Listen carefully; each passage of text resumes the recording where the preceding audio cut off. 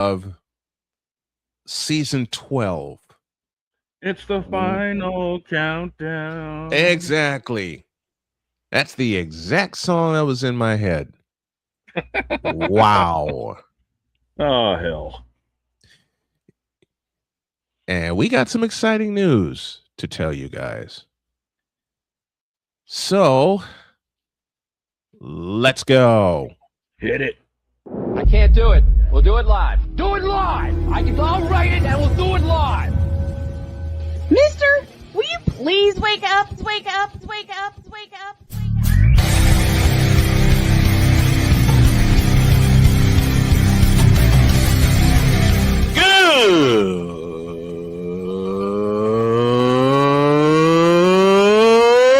Good morning.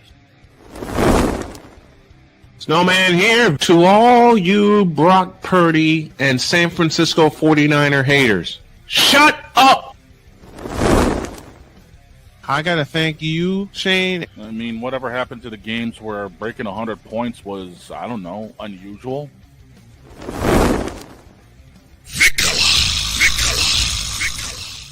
There was one word to sum up the All-Star weekend. Trays.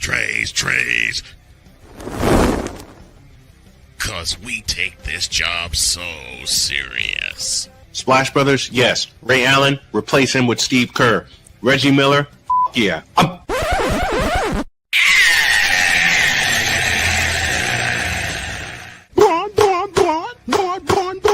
What in the all types of blue hell?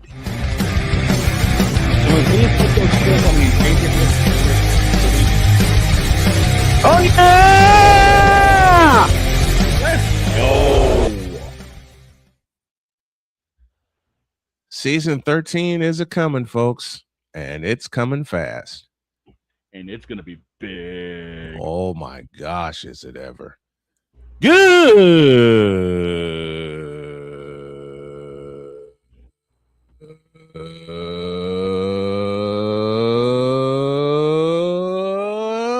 morning, and welcome one and all to the fabulous, fantastic football Friday edition of Snowman in the Morning. Glad to have y'all with us.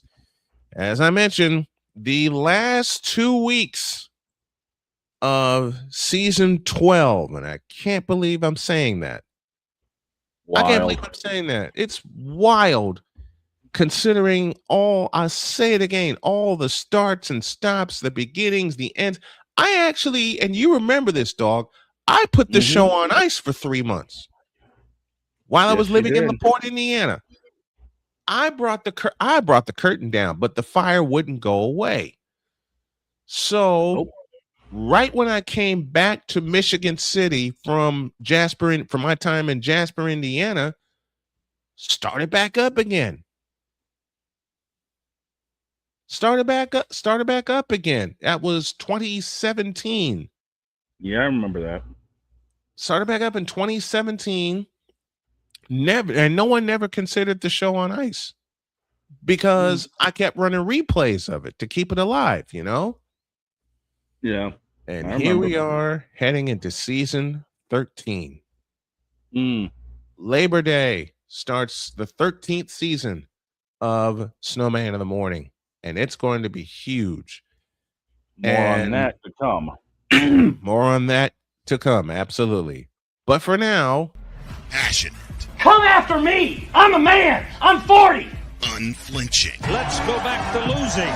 Parking was easier. Unrelenting. They're not going to keep him off the field tonight. Totally. This one has a chance. Deeds.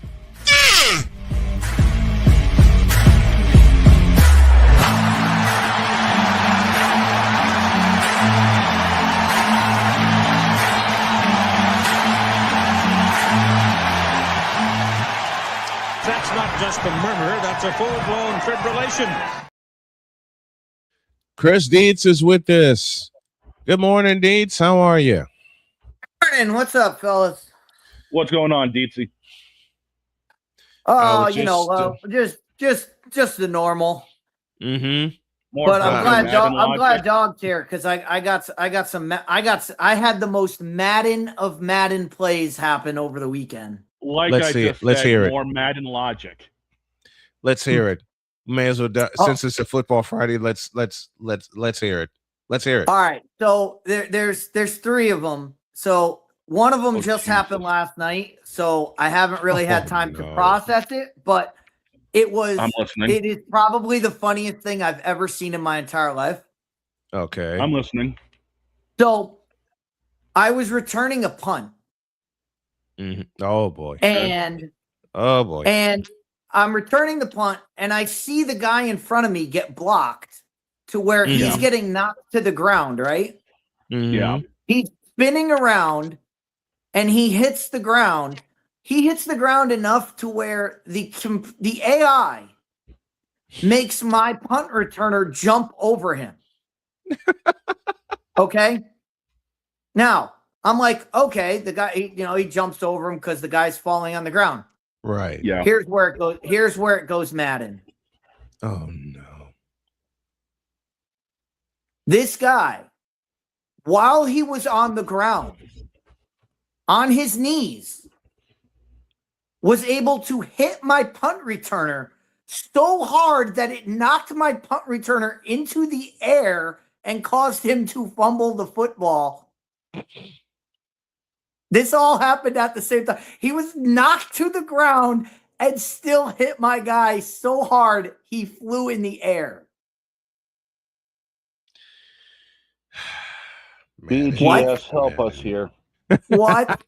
But that's not the worst one. The worst one was actually done by me. Oh no. What did you do? So let me just set this up for you. So I had a 3rd down play where they came out in goal line, so I decided to run a slant, and all my guy has to do is throw it to the receiver. Throw it anywhere near him, and it's a touchdown.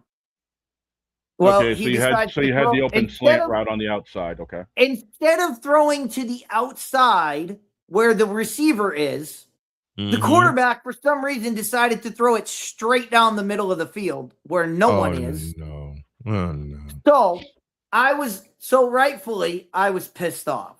So now it's 4th down, and I'm thinking I should go for it and just do the same play and hope that things work. But I was so mad. I was like, you know what? If I don't get it, I'm going to be even more mad. So I'm just going to punt it. So I punt the ball, right? So I punt the ball, and I'm like, all right, let me punt and get this out of my system. And I said, you know what? No, not getting this out of my system. Instead, what I'm going to do is I'm going to hit stick the punt returner no matter what happens. I don't care if he has the ball. I don't care if he fair catches it. I'm just going to crush this dude. Oh, no. So I punt it, and my guy gets a free release, and I'm like, okay, I'm just going to kill this guy, and it's going to be great. Here's where Madden goes Madden again. Oh, no. So now I really thought, I was like, oh, I hit stick them early. I was like, oh, I hit him early. But I don't see a flag. So I'm like, maybe I did it. Maybe I timed this just perfectly. Like maybe I actually timed it perfectly. Here's what happened. The punt returner caught the ball while getting hit sticked. Uh-huh.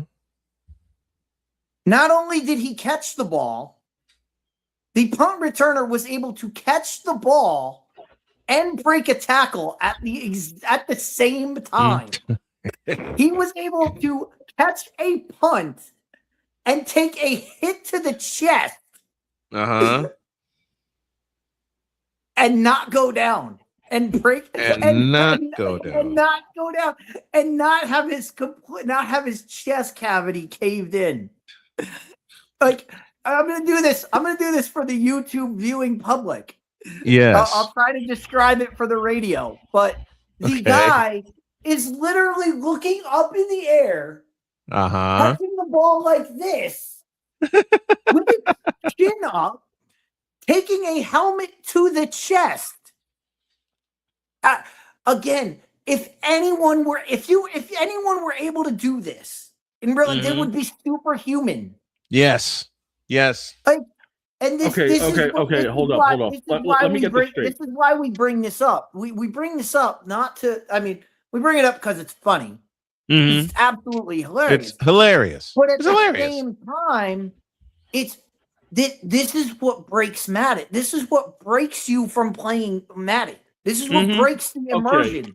When you see things like this, you go, "That's not real." Right. Okay. No one can do hold that. Hold the phone a minute. So you mean to tell me this dude was looking up, catching the ball? You Roman Reigns his ass, and he broke it. And he broke the tackle. He broke the spear. You speared him, and he broke the tackle. he broke the spear, and it's impossible to do both. Like I said, you can't.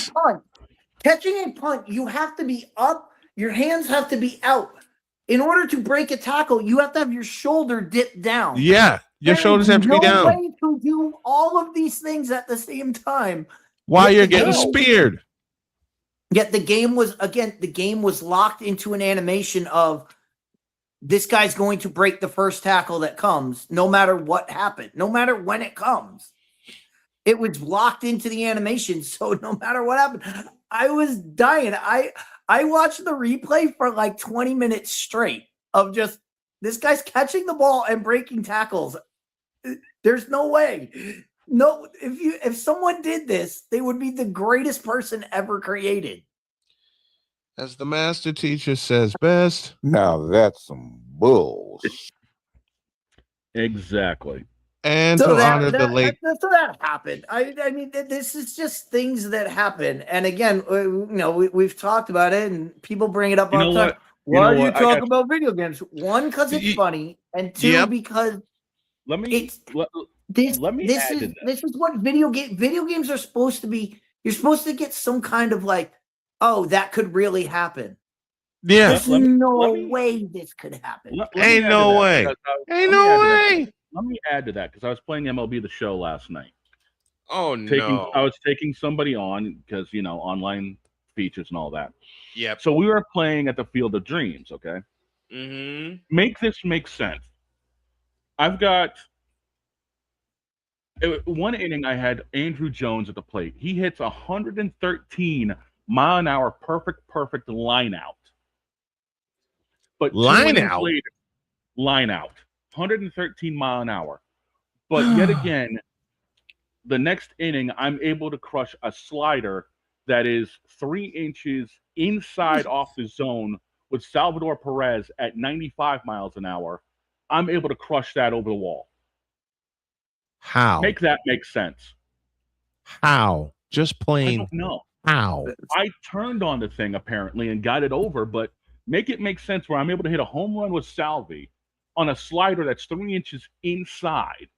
But yet again, I hit a perfect line out with Andrew Jones on a cutter that's inner half but still over the dish. Make it make sense.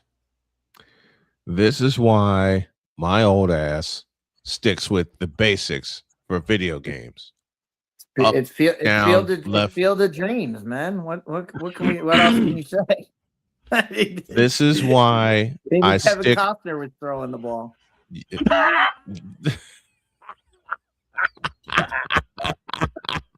That's some Bull Durham right there.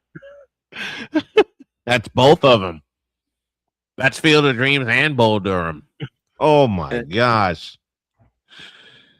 And the Rookie and all the other Kevin Costner movies. Yep. And how many? Dude, he's done like at least 4 baseball movies. Yeah, he has.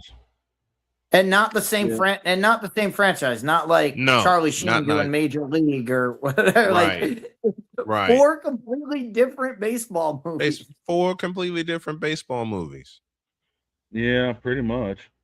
This is why when it comes to, and I love the baseball video games, okay? I do. I love watching them on YouTube. I love watching people play this. I was actually thinking of streaming MLB The Show either tomorrow or Sunday. Go for it. I cannot play these games. I admit it. Being a sports fanatic, being a sports nut, being a sports nerd, I cannot play this stuff because I have been asked. No, change that word. I have been challenged to play those games from some friends of mine. Yeah, I that said, ain't gonna happen. no. I said, why not? I'm old. I'm old and I'm old school. Up, down, left, right, shoot, and jump. That's it. That's it for me. I never even I played one game of Madden and I didn't even finish the darn thing. Why? Because my opponent, who was sitting right next to me, was flipping all these combos. I just threw the controller down and said, I quit, and I walked off. And he said, get back here. You got to finish the game. No, I'm not finishing this game against you. You have obviously played this much longer than I. But we have 3 full quarters. Play the computer. I'm done. That's the only time I played Madden, and that's the only time I ever messed around with PlayStation. That's it. My mother even gave me a used PlayStation. You know what that thing was? A paperweight. When I was living in Gary, and dog, you remember this. I was living in Gary, Indiana at the time. And my mother gave me a used PlayStation. Yep. I put that jump in the closet and never pulled it out again. I had one experience with Madden, and I ain't going back. I'll watch it. I'll watch people play it. I'll watch Deets and Dog and everybody else streaming while they're playing it, but I will never play it. I am old and I'm old school. As I said, up, down, left, right, shoot, and jump. I got as far as with the gaming console. Well, since we're inside the arcade, I may as well do this.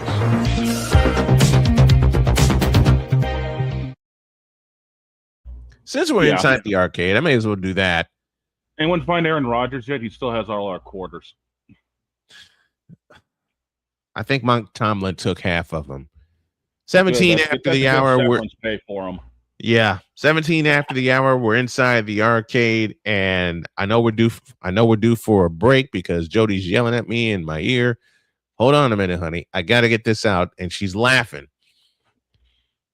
She asked me recently why I have never messed around with PlayStation. Well, honey, now you know why. Because I played somebody on a PlayStation. He was kicking my ass, and I quit. I quit. Mm-hmm. I pulled. That's the only time in my life, the only time in my gaming life that I pulled a Notre Dame and said I quit.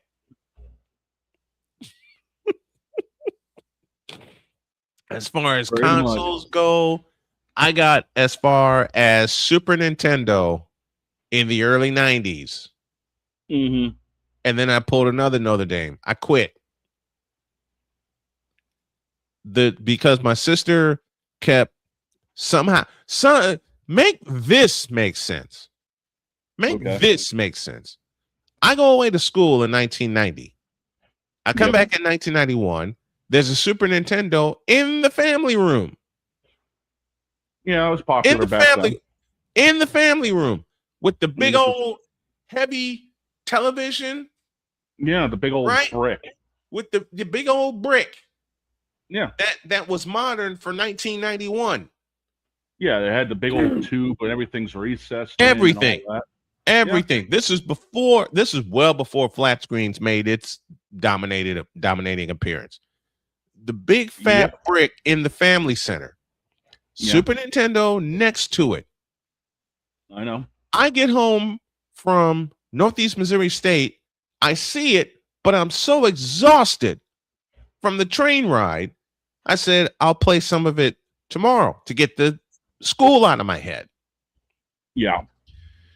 I wake up tomorrow and I charge downstairs, slide into the family room, and it's gone. What? Let me say it again. I wake up the next day. All I want to do is play Super Nintendo. All I want to do is just wreck Mario Brothers. Wreck Super Mario Brothers. The original. Okay? And they had it on the Super NES. I wake up. I charge downstairs. Mom sees me grab the controller. I slide into the family room like I'm sliding in a home plate. And the console is gone. Mm-hmm.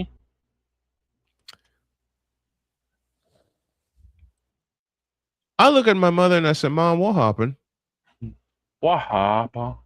She goes, with what? I said, with the Super NES.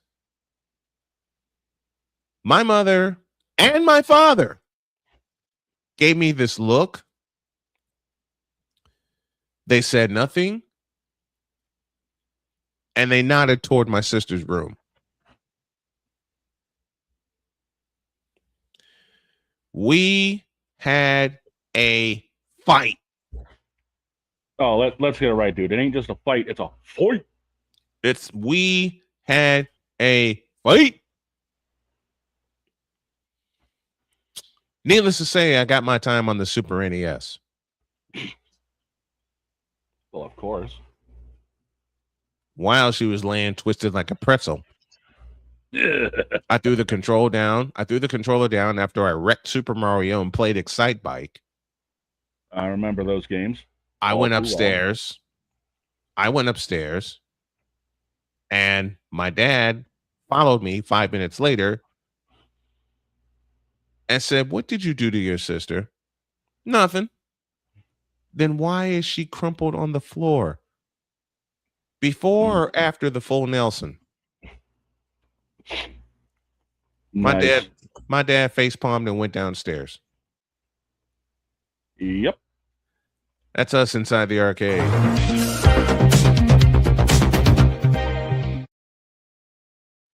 After the break, we'll get down to the business of the Big Ten. To be the champs, you must unseat the champs. Can anybody unseat Indiana? Will Ohio State rise to the top? Many questions will be answered about the Big Ten in a deuce. This is Snowman in the Morning. The original Think Drink is back. Level up with proven ingredients formulated to crush your competition. No gimmicks, no jitters, no messing around. Just high potency results that keep you moving day or night. There's a new nerd in town, and we came to play.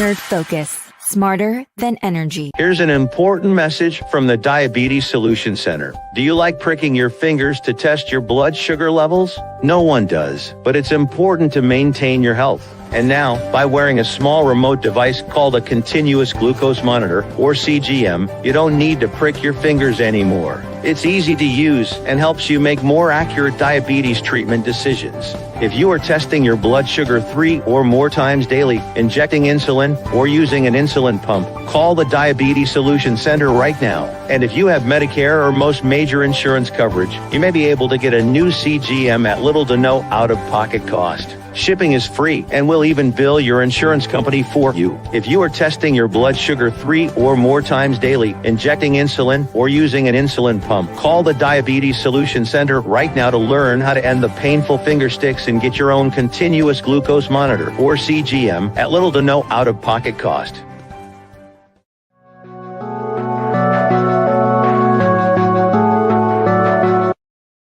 I want to do a TED Talk, but I don't have anything to talk about yet. I'm getting there. Life is for the living. We're not here that long. You can learn anything you want to learn without any money spent. What do I really enjoy? What do I really want out of life?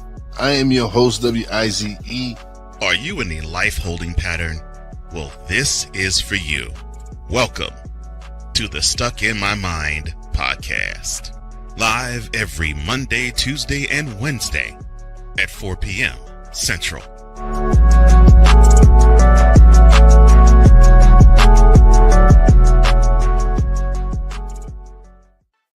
Drew Willingham, in this case, yeah, you put the blame on Kyle Shanahan for apparently not preparing the team enough for the overtime rules, supposedly. Cole Johnson. Peyton was considered the winner, and he was the darling of all darlings for Gerald. With a special appearance by Tyrone Alizé McDummy. Ain't nobody calling me. Text delete, delete, delete, delete, delete, delete. Join these two football enthusiasts as they give you Total Football Talk. Live every Monday at 4 p.m. Eastern, 3 p.m. Central on the Sertoba Media and the Comey Media YouTube channels.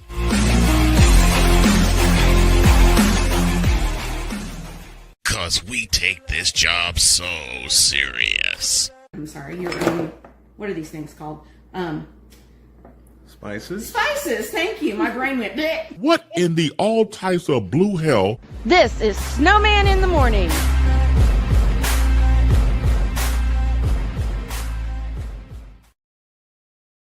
It is Snowman in the Morning on this fabulous, fantastic football Friday edition. It is we have 26 after the hour. And while we wait for Deets to get back before we start our Big Ten discussion, I had a chance, Dog, to meet one of the greatest public address announcers ever. Okay. The great Gene Honda. Yes. Yes. I was about you to all say have heard me do impressions of Gene Honda on this show over the course of 12 years. Yep. I'll tell you a funny story. Go ahead with that. I was about to say I also have the AP 25 that officially got dropped. And they dissed Indiana. How far did they diss Indiana? You really want me to go top to bottom or bottom to top? Bottom to top. I'll count you down. At 25. Missouri. Who? Exactly. At 24. Louisville. Louisville. At 24. Gosh. At 23. Houston. I can see that. I can actually see that. At 22. Iowa. That's low for them. It is. At 21. Utah. Yeah, they fell off. Michael's with us, says Mendoza needs to sit the year out and learn from Kirk Cousins. Good morning, fellas. Good morning to you, Michael. And I say the opposite. I say you give Mendoza the keys right now. Why not? I mean, everyone's going to throw a pick six early in their career. It's going to happen. Oh yeah, even the greatest have done it. 21 was Utah. At 20. Pizzle's not going to like this because it's Tennessee. Oh, they're right where they belong. They haven't had like a really, and Pizzle ain't going to like what I'm going to say, but he's also going to agree with what I'm going to say. Tennessee has not had a great season since 1998. Peyton Manning, anybody? When they won the national championship. Yeah. 19. SMU. Oh, boy. The Pony Express lives on. At 18. Penn State. That's a lie. Shouldn't be ranked. They shouldn't be ranked. After they tanked last year and somehow still got in the ball game, I ask this as well. What in the all types of blue hell? Penn State still lives, even minus James Franklin. At 17. Washington. We'll see how they fare. 16. It's the maize and blue of Michigan. All right, at 15. There is no 15 because there's a tie for 14th. Okay, who's in the tie? Who is tied for 14? BYU and SoCal. What? No joke. BYU and USC are tied at 14th. Tied at 14. again. What?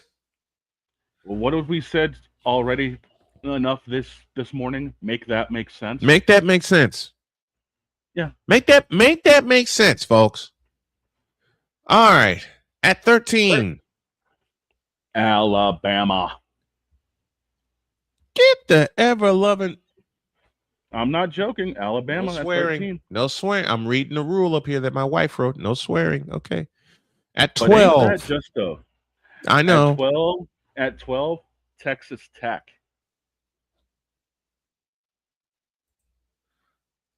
Now that's some bullshit. I've got to turn that into a video graphic. Mm. And if I do that with Cole's help, oh boy, that button's going to get pushed a lot. Yeah, especially this season. Number 11. Number 11 is LSU. I ain't got no time for this bullshit. Tell me about it.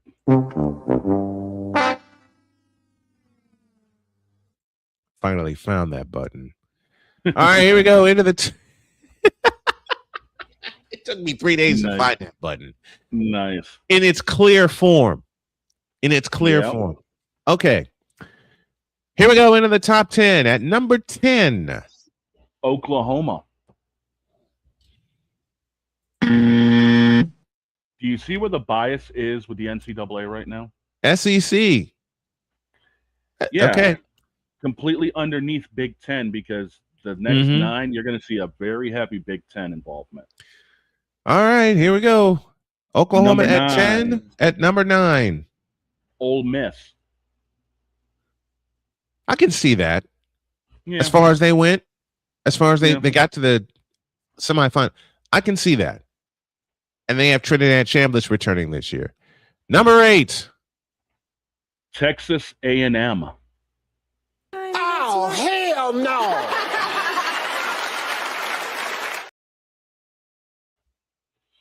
I'll leave it there. At 7. Getting 1 vote for being at the top of the pylon. Number 7 goes to Miami. What? Yeah, Miami at What? 7. Yeah. Number 6. At getting 6. 8 votes. Indiana. What are we doing?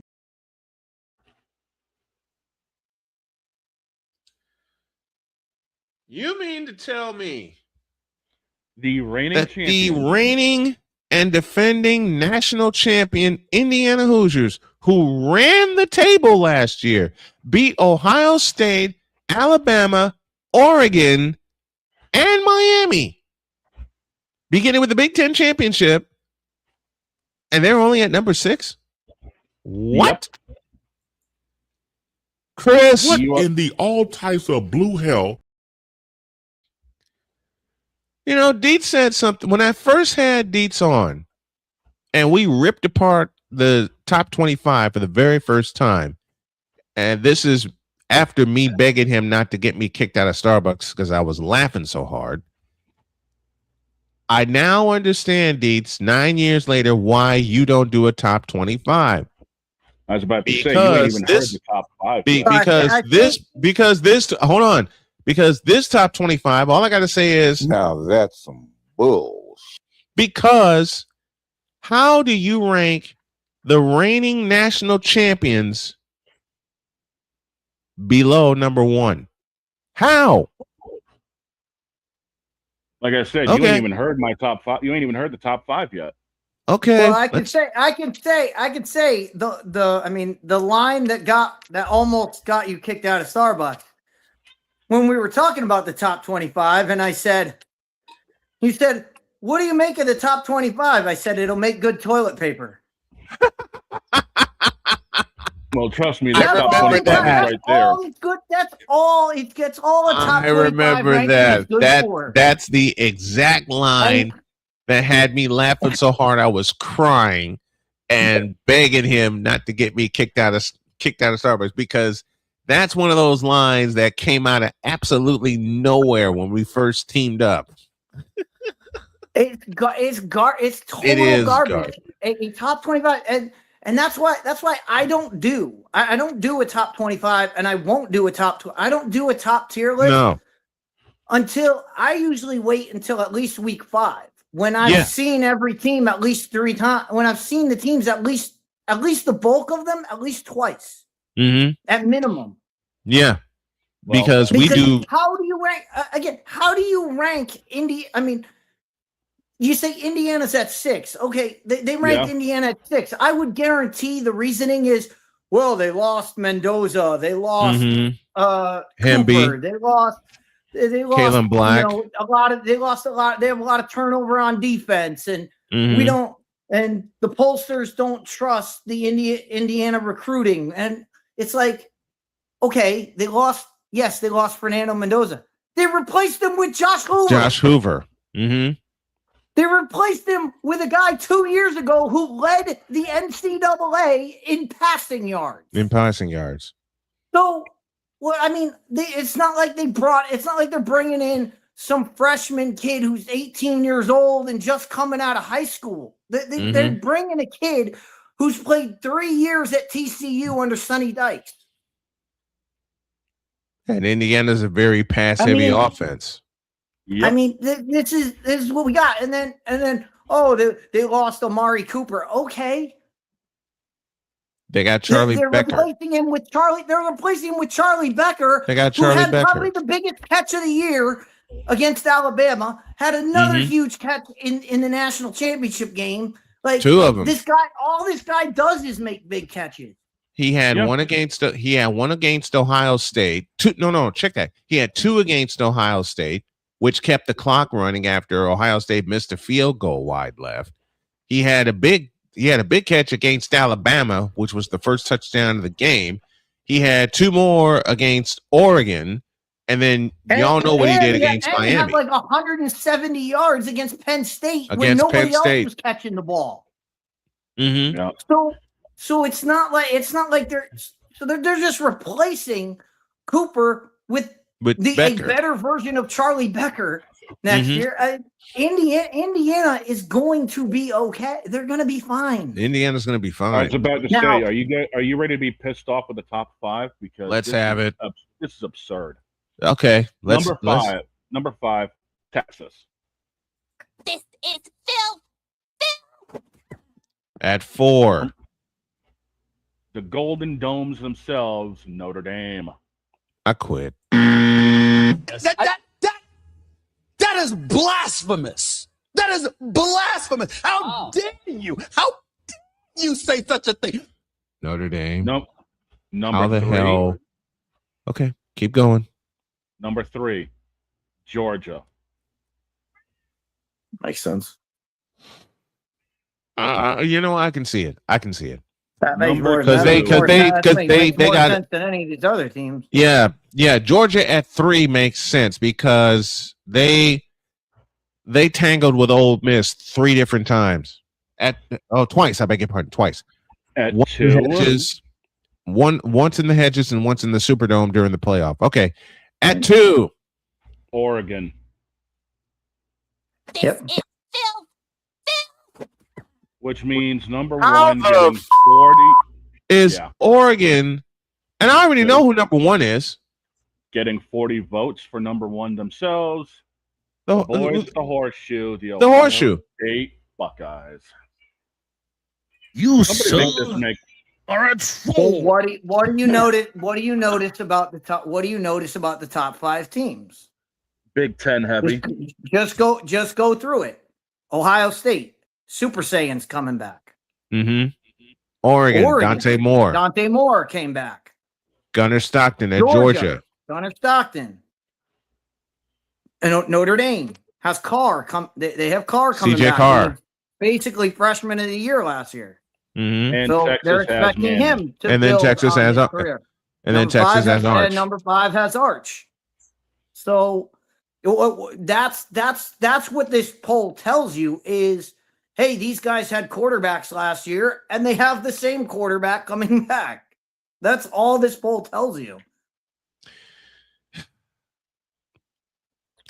I'm not going to repeat my wife's words when she found out Indiana was ranked 6th in the preseason poll. I am not allowed to repeat that. Sixth is not bad for a team. I know. Team, the way Indiana is, and the way Indiana is not. They're not a blue blood. Right. They're not. Right, they're not right. somebody who you can. I mean, you couldn't pencil them. You couldn't write them in pen last year. Every game you were talking about. Well, maybe they can get here. Maybe they can get here. They survived Iowa because Iowa's quarterback got injured in the fourth quarter.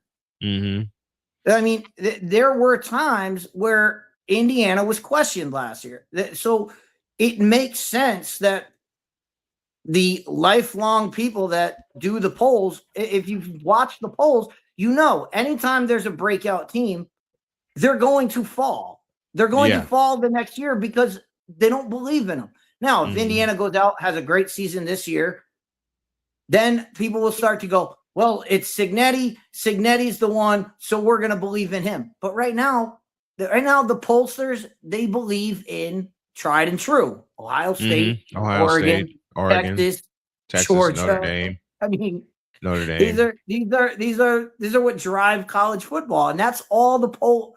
That's all the top 25 poll in the preseason is for. Because it's good toilet paper. What are you basing this on? You basing this on how guys looked in spring practice, like in the spring game? What are you judging how these teams are? You have to judge them against competition before you can sit here and say this team is better than this team. X is better than Y because X played this team and Y played this team, and this is how they played out. Till we get that, all of this is meaningless, and all of this is just to set up weeks 1 and 2. It's to set up the television schedule for weeks 1 and 2 to tell you this is a big game because number 1 Ohio State is playing number 5 Texas. That's all it's for. Yeah. And to be honest, if you don't know Ohio State versus Texas is a big game, you shouldn't be watching college football anyway. You should be doing something else that you like because you don't like college football. And it's in Texas this year. It's in Texas. I mean, that's all it is. It's all marketing propaganda. That's all this is. What did you say? It's good toilet paper. Exactly. Preseason top 25. Let's take a break. When we come back, we'll go through our games of the year in the Big Ten, including November 7th when Dietz and I have a fight in Evanston, Illinois. That's going to be Iowa. Fun. Go Cats. Back after this. This is Snowman in the Morning. SeatGeek is the ticketing app for fans like Boomstick Lady. No free throw is safe from the roar of her sticks. SeatGeek helps her find a seat in the direct eye line of the shooter so she can sit where her boomsticks make the biggest boom. Everybody okay? SeatGeek handles the tickets to sports, concerts, and more, so fans can fan. During bad weather, driving can become downright dangerous. What's your emergency, please? Trust Battle Vision Storm, the revolutionary glare reduction glasses that turn your sight bright during bad weather at night or during the day. Watch your ordinary vision become extraordinary. Battle Vision Storm uses light optimizing lenses that block blue rays so you see clearly in heavy rain at night or blinding snow during the day. Heavy rain, snow, sleet, or fog can make it impossible to drive. Not with Battle Vision Storm. Get your Battle Vision Storm for only $19.99. But wait, due to rising costs and supply chain shortages, this may be your last chance to get your very own at this low price. There is a strict limit of 4 Battle Vision Storm per order while supplies last. Don't wait, order now. Call 1-800-483-6319 or visit battlevisionstorm.com. So call 1-800-483-6319 now. Whether it's news, the largest egg producer finds bird flu in chickens at a Texas plant, weather, devastating tornadoes rip through the heart of the United States, inspiration, a breast cancer survivor completed the journey of chemotherapy, and now begins a future one of matrimony. or sports. Michael Jordan is shown on a photo with Diddy. LeBron James has a video extolling the virtues of a Diddy party. This has been yet another beating a dead horse presentation. We got you covered. BS3 Network, in association with Comey Media Incorporated, proudly present The Morning Shift with Cole Johnson. Live every weekday at 8 a.m. Eastern, 7 a.m. Central.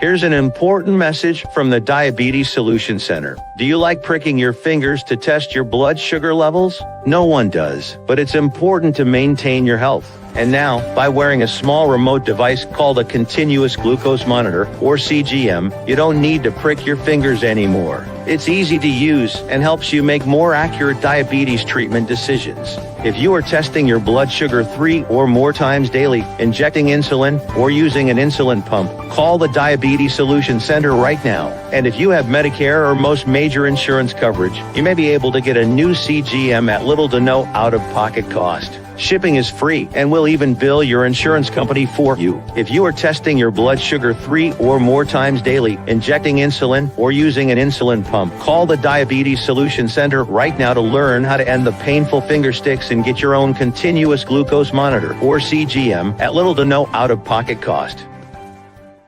'Cause we take this job so serious. Here, bronsexuals. You fool! What in the all types of blue hell? This is Snowman in the Morning.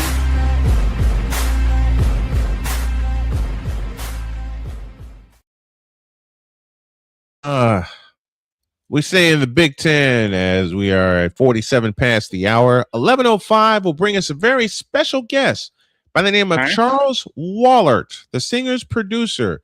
He composed and arranged something for the Philadelphia fans. You'll get a chance to hear it before we close out today.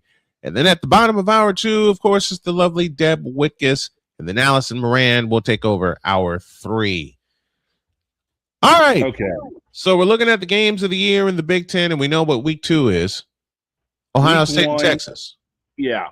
And I just posted this a minute ago. They did announce the time for that, and that is It's ABC's 7:30. prime time. Yeah, it's Yep. ABC's prime time. Yep, 7:30. Week 1, I'm looking over the schedule right now, and frankly, I really don't give a crap. I mean, the only good matchup I see is Wisconsin and Notre Dame on Sunday. That's it. On a Sunday? Really? Yeah. Sunday, September 6th, Wisconsin. I agree with What about the revival of the Pac-12? Don't they play after dark? Oregon versus Boise State. Why is that a big game? No. Does anybody remember how the last one ended when Boise State went into Oregon? Oh, it ended with a fight. It ended with a fight. It ended in a brawl. LaMichael James. It ended in a fight. Well, Michael James punched a Boise State kid in the face during handshakes. Good grief. So that's week 1, but you got the others in week 1. The other one, I think that's pretty cool that the Pac-12 was able to schedule Oregon. They were able to schedule USC. They were able to schedule Washington. So they were able to get all those old Pac-12 teams old rivalries. to play the new Pac-12 teams. Yep. They got some of the old rivalries back. So that's pretty good. But what takes the cake in the Big Ten for week 1? I mean, Dog already mentioned it, Wisconsin and Notre Dame. But of my list, that's it. You just Oregon, Boise State, and I mean Wisconsin. Until Wisconsin shows they can do anything on offense, I don't think that. I think that Notre Dame game is going to be a wash. Because I agree. Wisconsin's not built to beat a Notre Dame team. They're just not. Were they ever? Oh yeah, back in the days of Ron in the Dayne, days of back in the days of Jonathan Taylor, back in the day when they back in the days had of Barry bell cow running Alvarez. backs. Mm-hmm. And they had bell cow running backs, and they had offensive lines that, they had offensive lines where the average weight was like 375. Right. Like back when it literally took a Mack truck to move them. Yep. Yeah. So- in those days they could hang because they would muddy the water, they would keep the game close, they would run the ball, and they would run the and they would keep the clock moving. They don't have that. They don't have that anymore. They don't have They don't have the hogs to do. I mean, Notre Dame has two defensive tackles that are over 300 pounds. Wisconsin's not going to be able to move those guys. And this okay. San Jose State at USC, and that's supposed to be. Oh my gosh, this is awful. This week one schedule is awful. It's bull, dude. I'm looking at Thursday, September 3rd. Oh, geez. No thanks. Yeah. Friday, September 4th. Meh. Nothing major. Now, Saturday, September 5th. Different story. Or is it? Ball State at Ohio State? What am I talking about? Ugh. Tennessee State, Boise State at Oregon. This is the one Dietz was highlighting. Yep. And I might have to put the headset on for it. That'll be a track. 3:30 on CBS. Yeah. Which means Paramount. Are you really? We get a fight at the end of the game. You really going to discount the revival of the Apple Cup? I just don't see Boise keeping up with Washington and Washington State. I'm looking for a time, and I don't see it. Oh, that's going to be 10:30. That's going to be 10:30. No questions asked. Say it again, dog. They moved Washington State and Washington to Sunday, September 6th at 4. They're using it as a lead-in for Wisconsin Notre Dame. Oh, what the Apple Cup? Yeah, NBC is using it as a lead-in. Where's Steve when I where is Steve when I need him? Right here. Oh, hell no! Dietz, you want to know what the absolute late game is on? Hang on, you want to know what the late game is for Saturday? UCLA and Cal. 10:30. UCLA, California. At 10:30 on ESPN. So Northern California hosts Southern California. Yeah. But some of the lines on this. No, man, you want an interesting game with a good story behind it? Talk to me. September 5th in what is this? Evanston, Illinois. Ryan Field. No, that's Northwestern hosts and South Dakota State. The very first FBS game for North Dakota State. South Dakota State.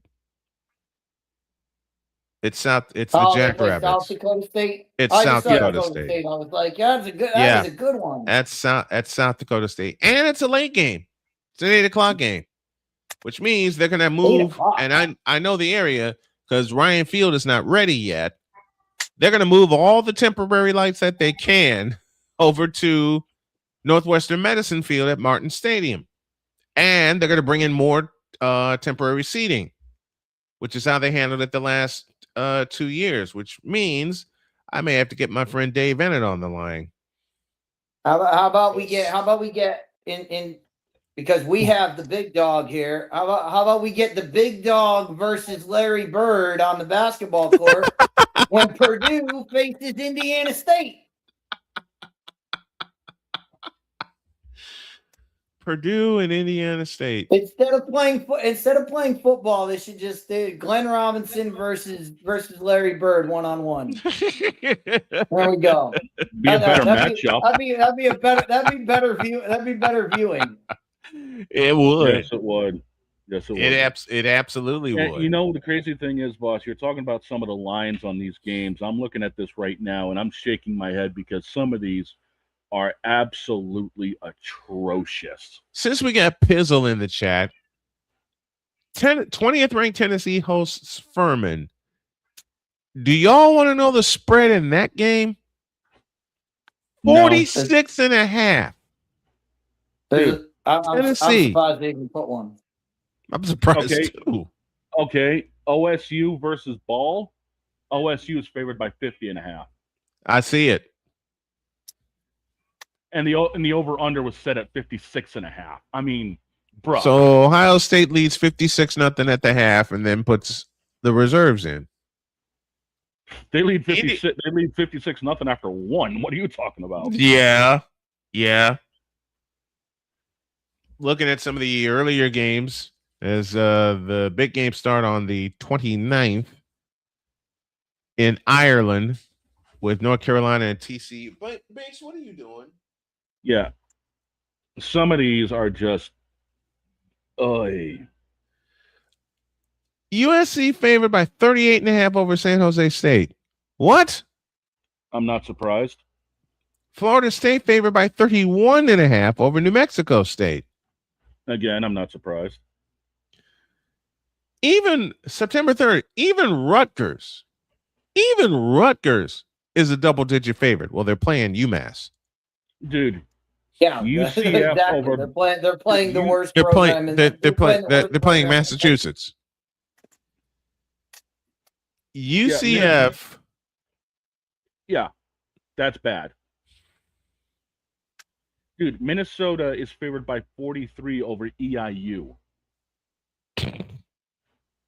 They don't even have an over-under for that game nor the UCF game because they just expect them to blow them out so badly that they're not putting an over-under for it.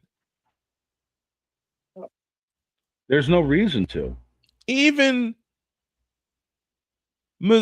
oh, God. Arkansas, Pine Bluff, and Missouri. Read that spread. Do I even want to? 54.5. Is that the over-under? Is that the line? That's the line. Yeah. While we're taking shots at the Big Ten, can I take a little bit of a shot at Ohio State here for a second? Go for it. Everyone else is taking some digs. Why not? Okay. Go for it. So here's the issue. So they made their players take pictures for the promotional material. Yeah. They made them take them against a gray back, like the wall in the back is just straight up gray. It looks like concrete. Okay. I'm dead serious. Every single one of these Ohio State shots looks like a mug shot. Now, here's the problem. And here's where I thought the convicts were supposed to be in Miami. Are they wearing shirts and ties? Are they wearing shirts and ties at least? Wait for the punchline here. Transfer receiver Chris Henry Jr. We're going to a break.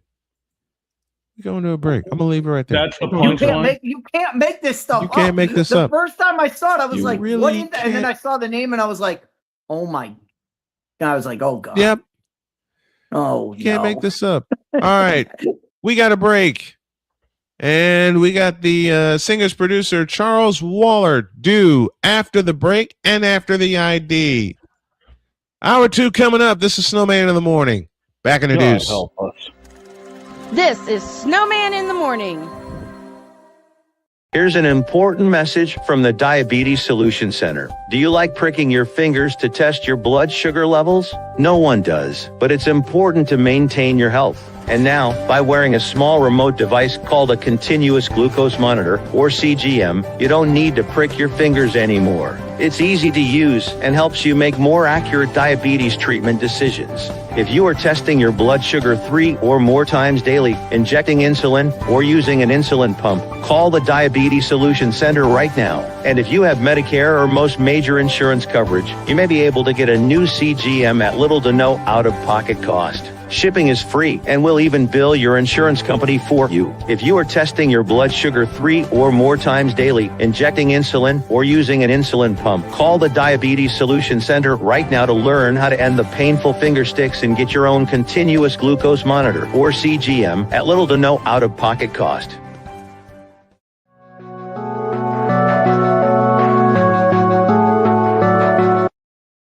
I want to do a TED Talk, but I don't have anything to talk about yet. I'm getting there. Life is for the living. We're not here that long. You can learn anything you want to learn without any money spent. What do I really enjoy? What do I really want out of life? I am your host, WIZE. Are you in a life holding pattern? Well, this is for you. Welcome to the Stuck in My Mind podcast. Live every Monday, Tuesday, and Wednesday at 4 p.m. Central.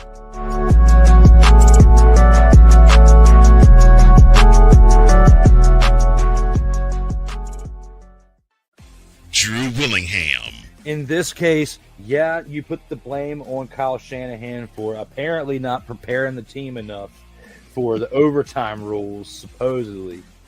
Cole Johnson. Peyton was considered the winner, and he was the darling of all darlings for Gerald. With a special appearance by Tyrone Alizé McDummy. Ain't nobody calling me. Text. Delete!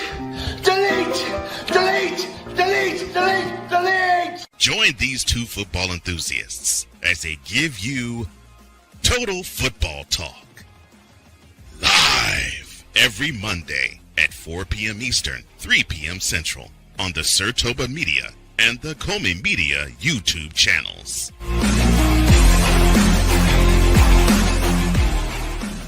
Join the transporter to Hades. Your butt and gut becomes one. Join the reformer of hooker whores. This is my daughter, Placenta Booty Johnson. Join the bronze car. Whenever you are in distress, take off your baseball cap and throw it in the air. Join your very own superhero of broadcasting, Chris Bass. So whatever color crayon they get, they palm it and do 2 circles, and that translates to, I can be the black people. As she takes you through the week's paces in Baseline. Live every Saturday at 8 a.m. Eastern, 7 a.m. Central, Pacific Time Zone people, just stay asleep when this is on live and just catch the recording. Oh, I'm sorry. Exclusively on the Chris Bass YouTube channel.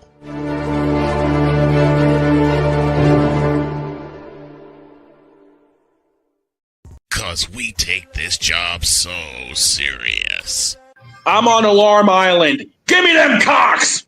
What in the all types of blue hell? This is Snowman in the Morning. For the love of God, why? Oh no, I don't know. Love of God, you know what? Just don't. It's 11:03. We owe y'all an ID. This is Snowman in the Morning.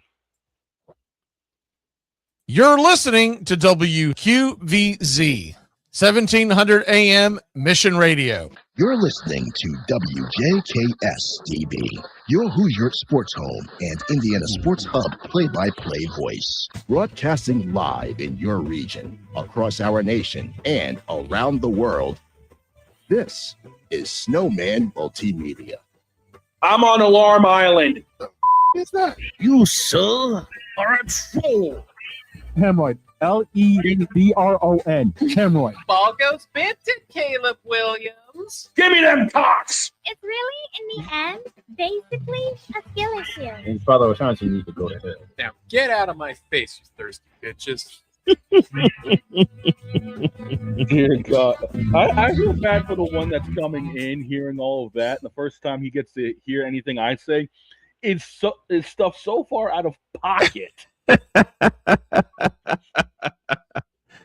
All right, folks.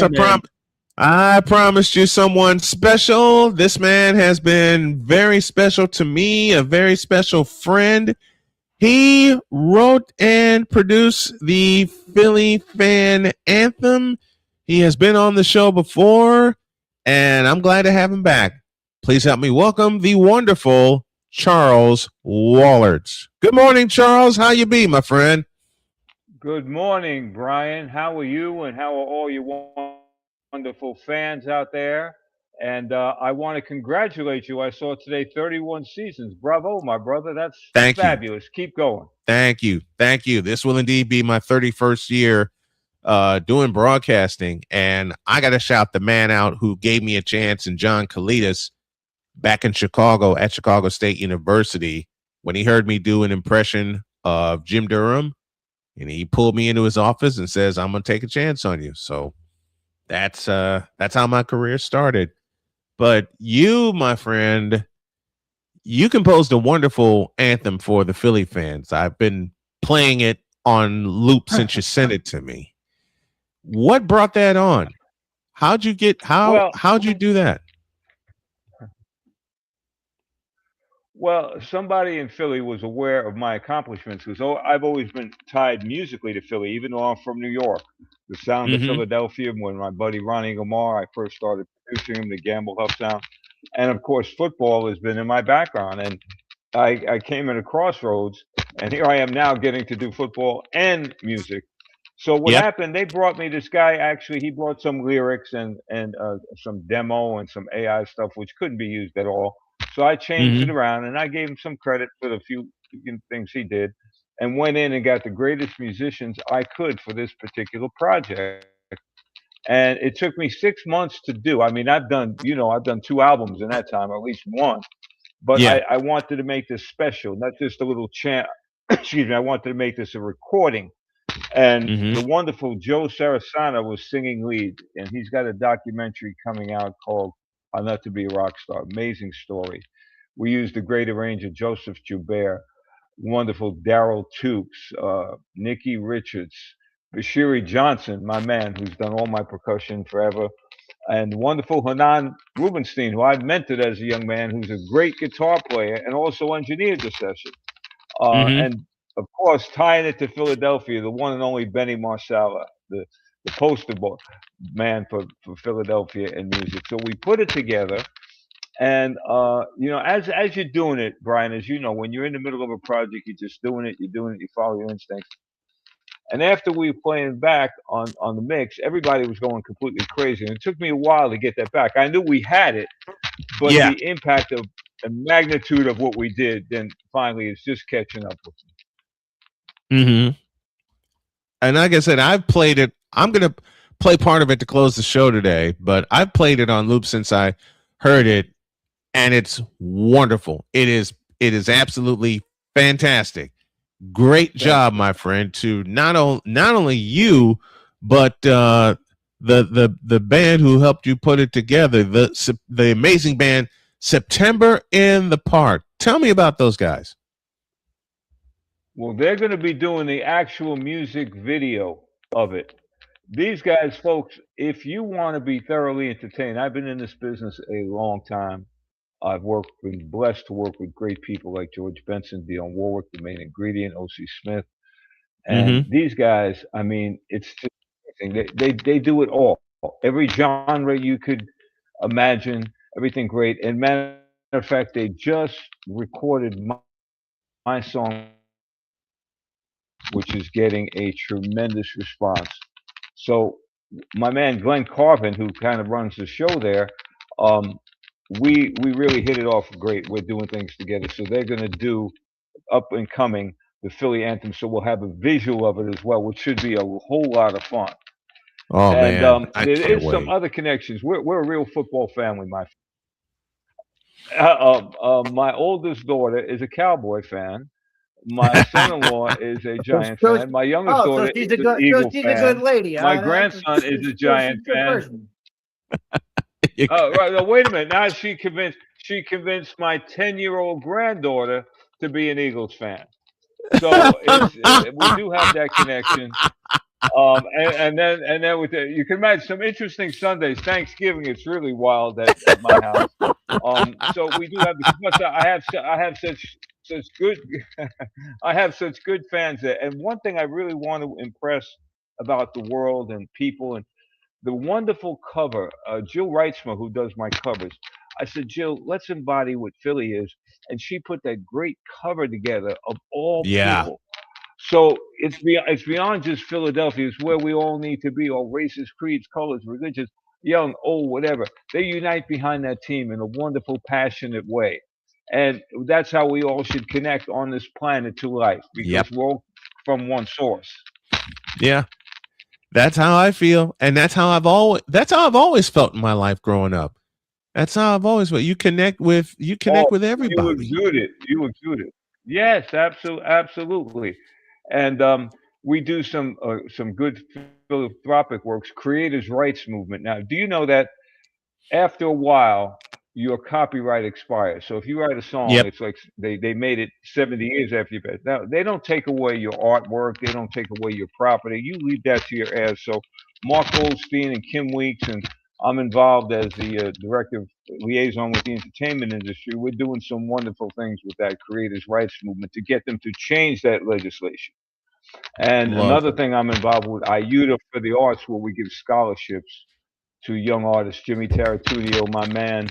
You know, you got to give back to the community and help young people. I mentor a lot with the Grammy youth, and I want to show them that hey, if you're in this business for some kind of glamour stuff like that, do something else. Because this is a lifestyle. This is more than work. It's not a job. It's a passion. It's a calling. Same with me when I started this with my late friend Alvin Washington back in 1995. We were just doing Chicago State games, and then Alvin came up with the idea, why don't we try broadcasting high school games? So the Interscholastic Sports Network was born, and then it got flipped over into the Arena Sports Network in 2013, and then 8 years after that came Snowman Multimedia. And I'll tell you what, man, it's been a grind and a half to get here. As you well know, Charles, it's been a grind and a half to get here, but to have folks like you, my friend, and Chris Dietz and Shane Lake, the big dog, and my beautiful wife, Dr. K, along for the ride, man, I'll tell you what, there's nothing, and I mean this for you and your group also, there's nothing but brighter days ahead. And I mean that from the heart. Well, absolutely. And all what we've been through that's our experiences we needed to be. You know, you got to keep going.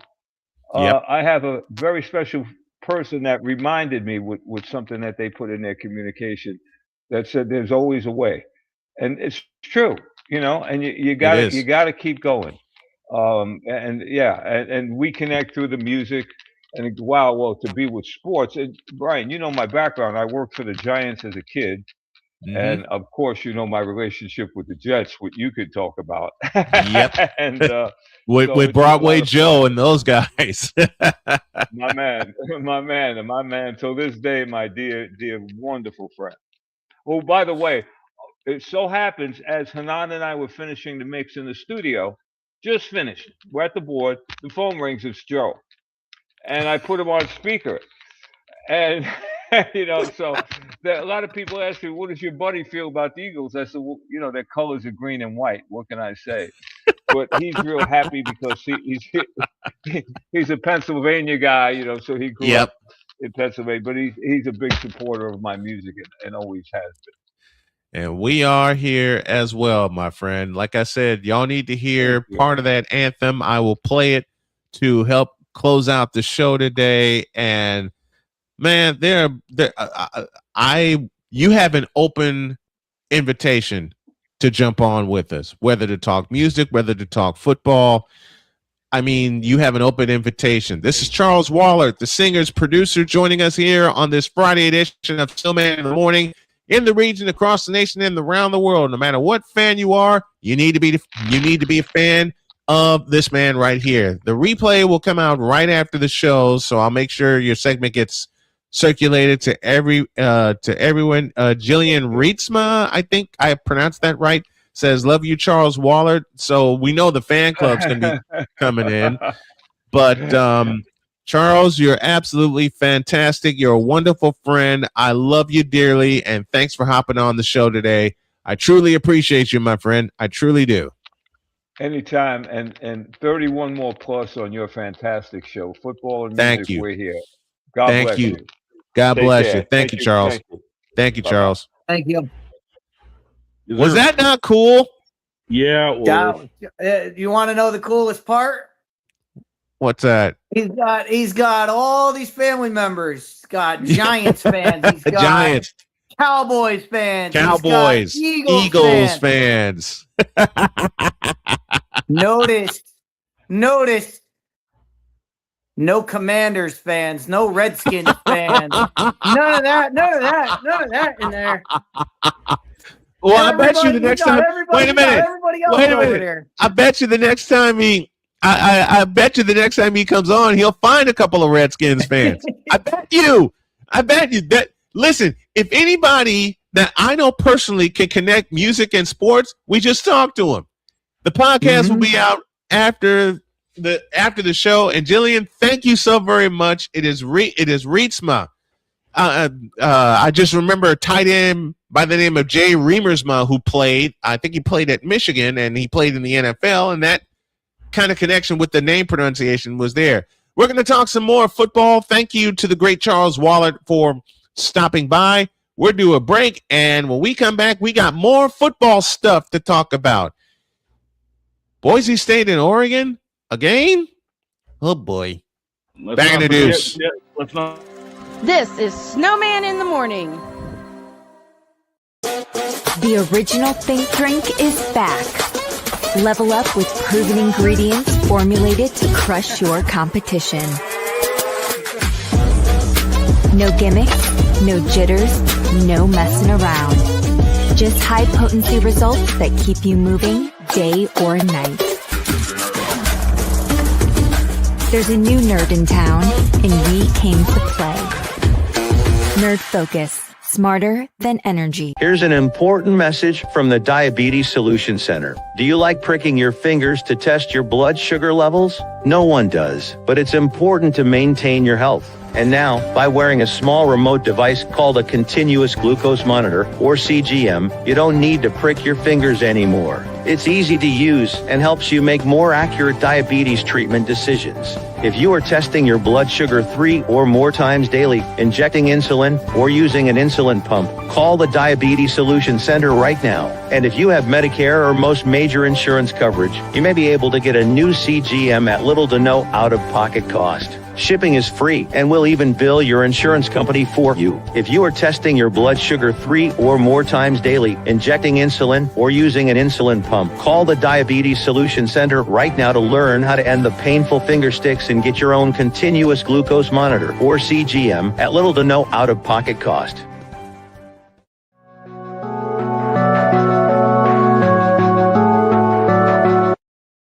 I want to do a TED Talk, but I don't have anything to talk about yet. I'm getting there. Life is for the living. We're not here that long. You can learn anything you want to learn without any money spent. What do I really enjoy? What do I really want out of life?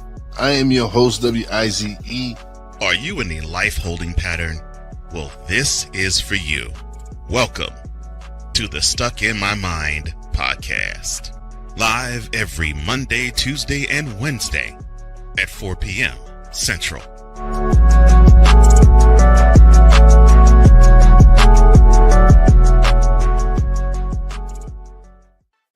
Drew Willingham. In this case, yeah, you put the blame on Kyle Shanahan for apparently not preparing the team enough for the overtime rules, supposedly.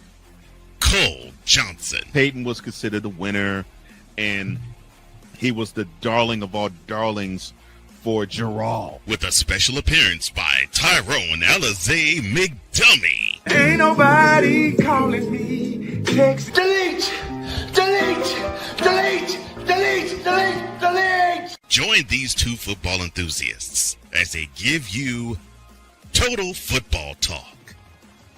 Live every Monday at 4 p.m. Eastern, 3 p.m. Central on the Sertoba Media and the Comey Media YouTube channels.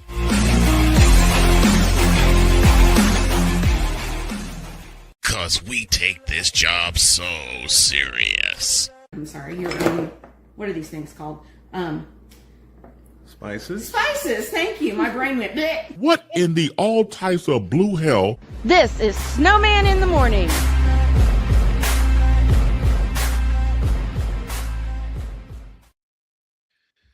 Oh my Lord, that's going to come back also. Snowman learns to cook on a budget each and every week before our feature play-by-play game on the Snowman Multimedia Sports Network and Snowman Multimedia. Thank you to Gina, who says happy Friday at Snowman Multimedia, and co-hosts have a great day.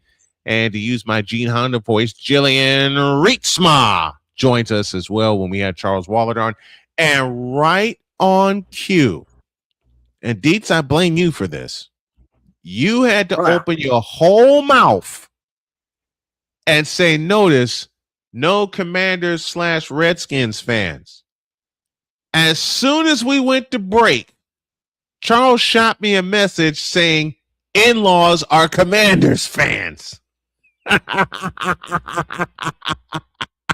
So the NFC East is fully but that covered. makes it even better. That makes it even better. They don't even get mentioned on the air. It's oh my gosh. Deb Wittke due in 9 minutes. We'll be coming back from a break then. And we're celebrating. This is national. Yesterday was National Radio Day. I'm making it National Radio Week. I don't care what other people say because I've been hanging with these fellas for almost 13 years. Victor and I have been friends for 25 years. You just met one of my best friends in Charles Wallard. He hangs out with us. Darrell Owens, who was supposed to appear today.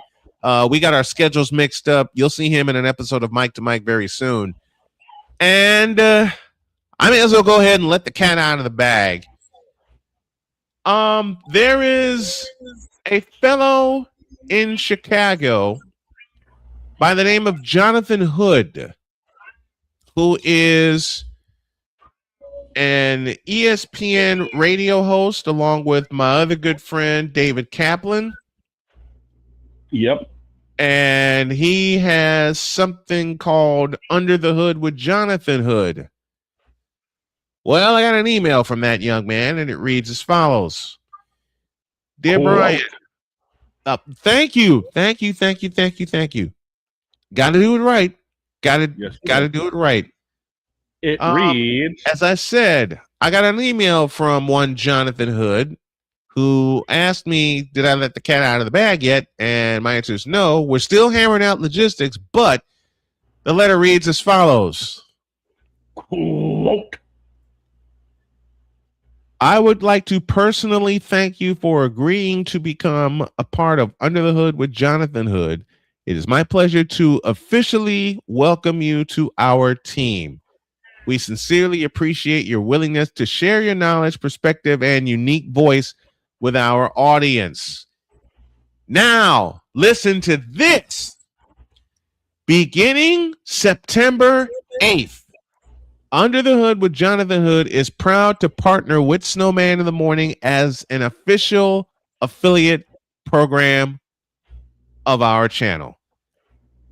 As part of this partnership, Snowman in the Morning will be featured as a regularly scheduled program airing across the Under the Hood platform while also being promoted through your various social media channels.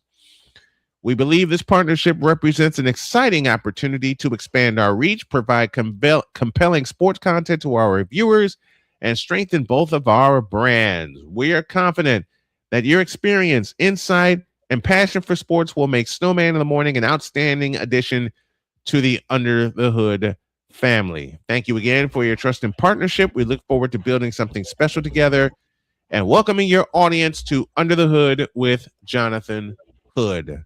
That just came to me yesterday, and I better do this. Close quote. Yeah, I got that. We have been, oh hell, we're not flirting around with Zebo TV anymore. It's going to happen, and I think it's going to happen on Labor Day. So that's coming back. That's coming back. Mosaic TV is flirting with us.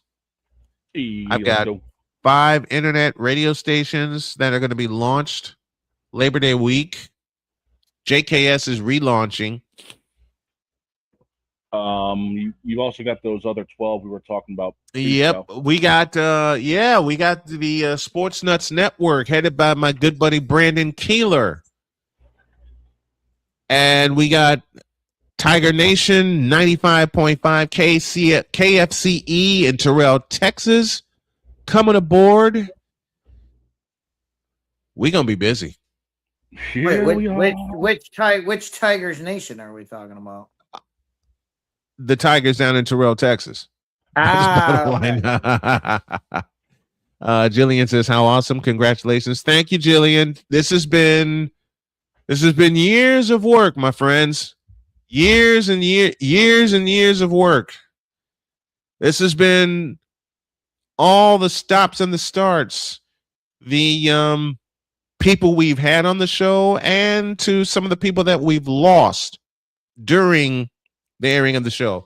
And one person that I have to pay homage to is the late great Alvin Washington, who was my road dog for some 25 years before health problems got both of us. And I'm just so sad that he's not here to celebrate season 31 with us. He got as far as the silver season, the 25th year, and then his health started to decline. So, Vindog, this is for you also. This is also for my dad, my mom, who stuck by me and said, go get it. My dad, who he said, Jillian, take a listen to this. My dad said something to me.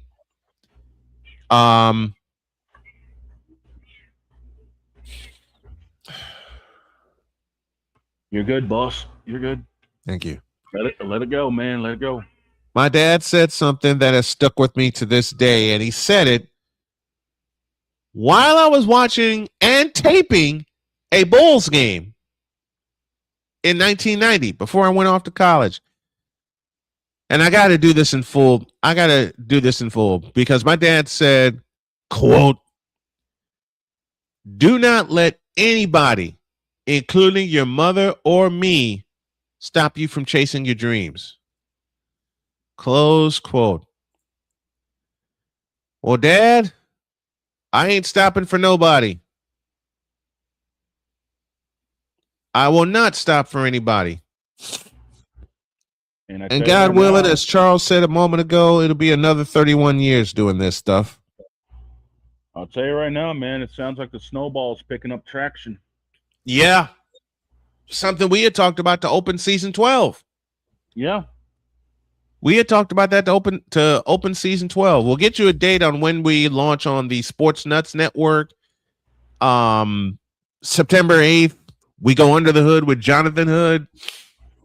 Sometime next week, I'm going to be on his podcast to make to do the formal. Oh my gosh, the formal introduction. Oh, that's going to be wild. That is good. That is going to be wild because I've done UIC women's basketball. I've done UIC women's basketball. I did it for 2 years. And Jonathan would just walk by me and say something crazy to me just to get me laughing and keep everything loose. And let me remind people, if you like what you see and what you hear, really trying to help my family right now. And I have an exam to take, and I've got to push it back to Monday because I don't have the funds to pay for it. It's for my CDL permit.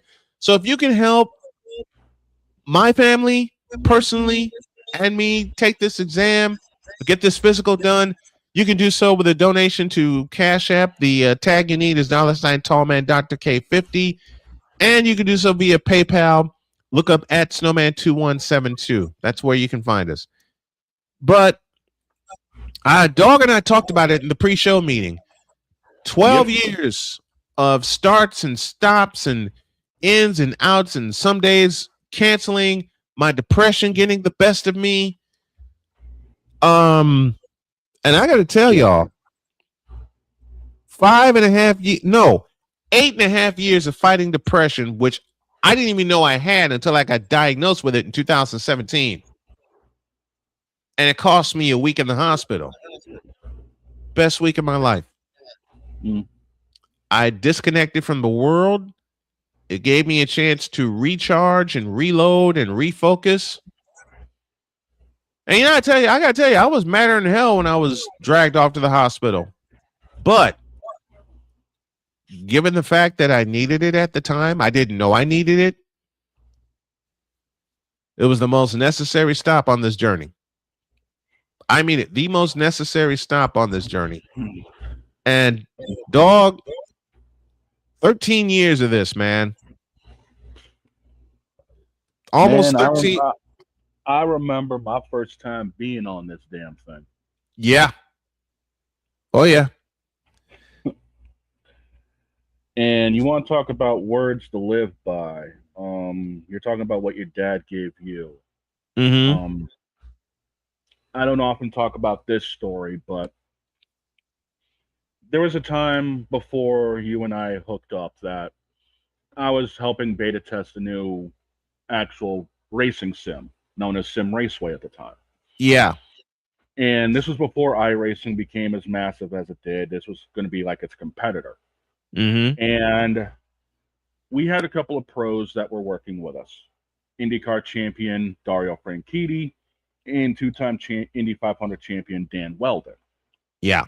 And Dan and I kind of hit it off. We got to talking. We became friends, the typical. And he said to me one time, this was, late September, right around my birthday. He said, dude, you've got a fire for this that I have barely seen out of any professional. Talking about what I do with the virtual racing world. Yeah. Don't ever let that fire go out. The damnedest thing is 2 weeks later, he died in Las Vegas on the track. And those words have stuck with me, which is why I put so much into doing what I do, whether it's on the virtual circuit or now doing my thing here, which is why I take everything we do so hardcore. Yeah. Because I want to make sure that this product is the best damn thing we can put out day in and day out. And it's now starting to show off big time. Mm-hmm. And I can't wait to see where this road goes. Me neither, man. Oh, my God. Me neither. Woo! Could you imagine if we replaced Pat McAfee? You know what? Why not? Dome. Why not? Take that. Why not? Dome. No one's replacing Pat McAfee. Pat McAfee is basically Pat McAfee network. Yeah, they have bought in hook, line, and sinker. Yeah, they have. But you know something? He's gonna be on Monday Night Football as a Yep. Yeah. Yep. Whatever. But you know something? Screw it. Dude. We'll do what we always do. We make our own. We make our own. And I think we've got somebody joining us now, don't Oh, we? I know. It's Friday. Okay, who's been in my truck again? Not me. It's a football Friday. And we have this lovely lady.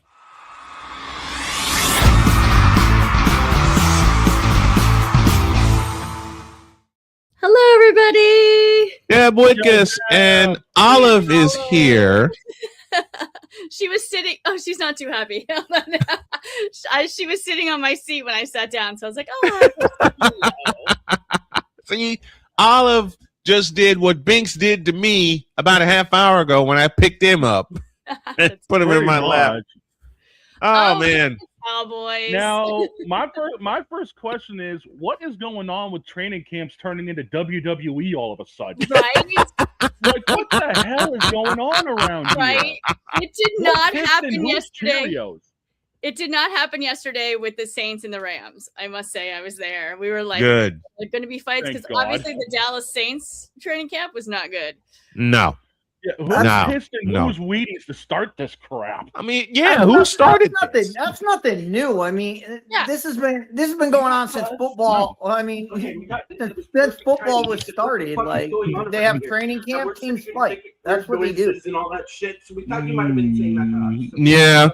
Do you guys remember? We were a bunch of the media were talking about it yesterday with the Raiders. There was the Raiders and the Rams camp. They stopped it short. Like they stopped the actual practice.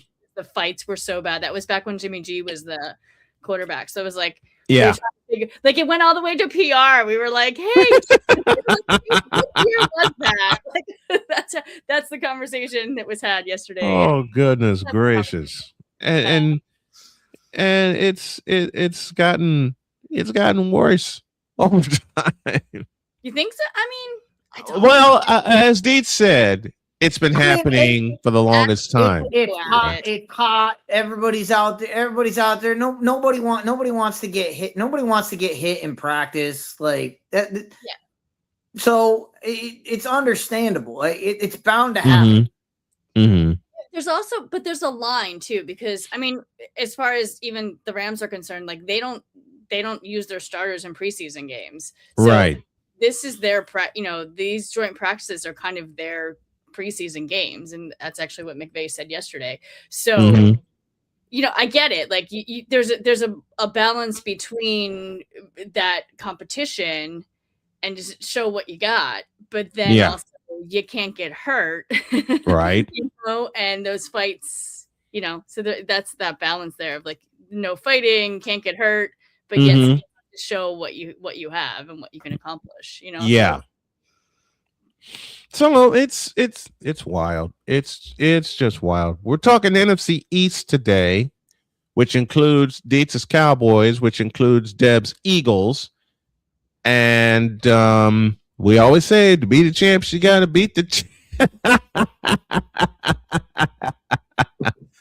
Oh boy. I'll start with Deb. Your thoughts on the NFC East coming into this season? Is Philly still the team to beat, or is there a dark horse? I mean, Philly's gonna always be the team to beat, right? Yep.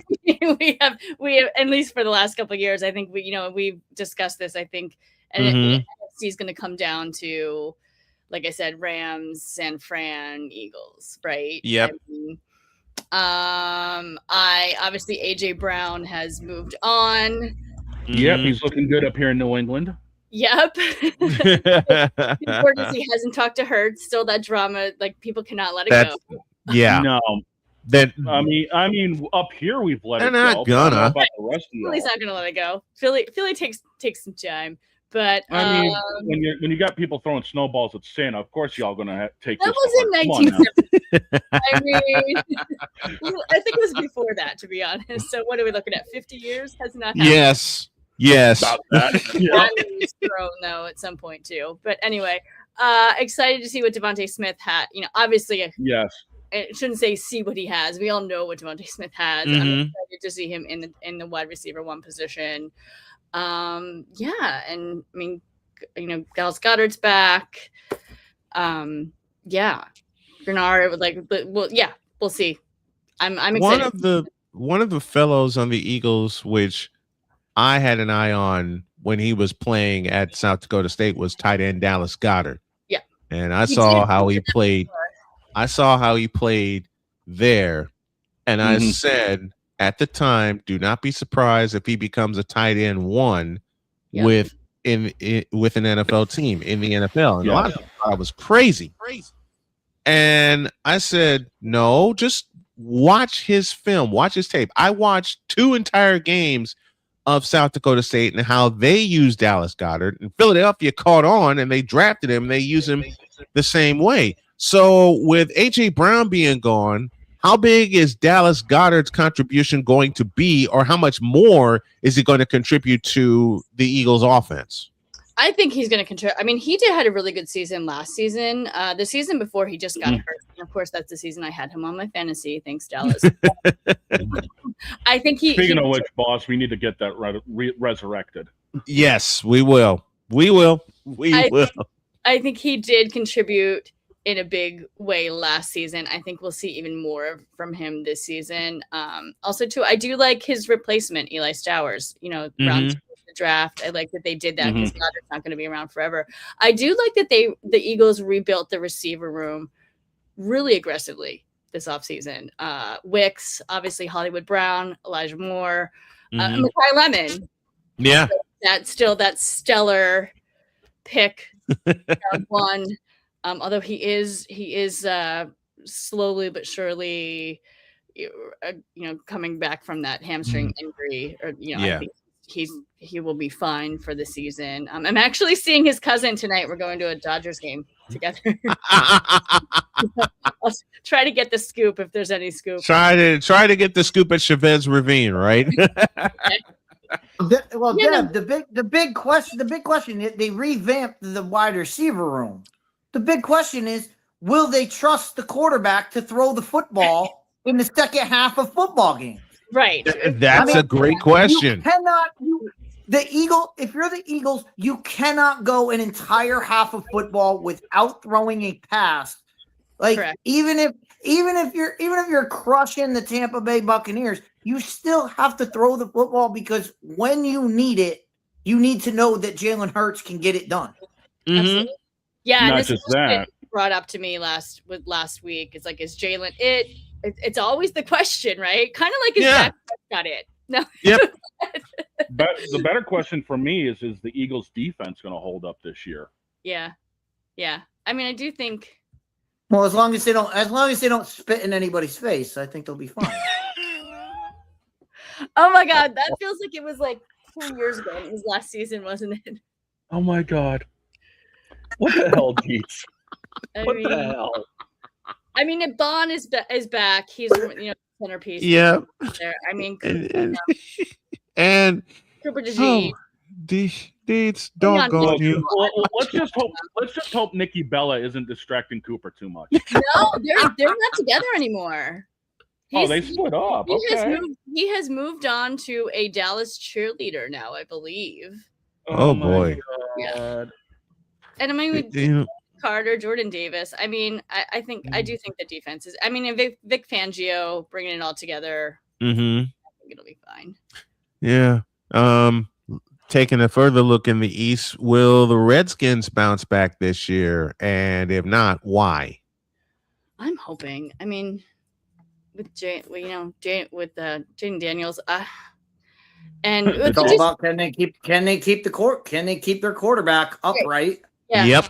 And if he gets hit, can he get up off the mat? I mean, that's what happened last year. Last year, he got injured, and then they brought him back too early, and he got injured again, and then he was done. So, if the quarterback's healthy, the Redskins will be fine.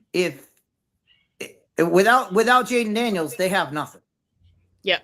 Yeah, pretty much. And Scary Terry will be back, right? Yeah. Season. Yeah, So, McLaurin will be back. I think Daniels needs to get through this LSU controversy first before anything else. He needs to shut that down and concentrate on playing football, because the season's a couple weeks away and he's still embroiled in that controversy. Yikes.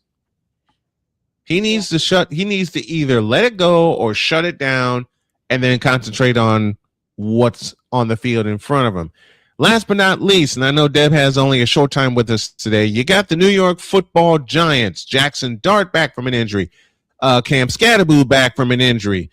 My question is their offensive line. And we've always, as a group, talked about a team's offensive line. Does this offensive line get better to help open the holes for Scatterboo and protect Jackson Dart? Deb, first, your thoughts on the Giants. I'm hoping so. I want to see the Giants do something, even though they're in my division. I do want to see the Giants do something this season.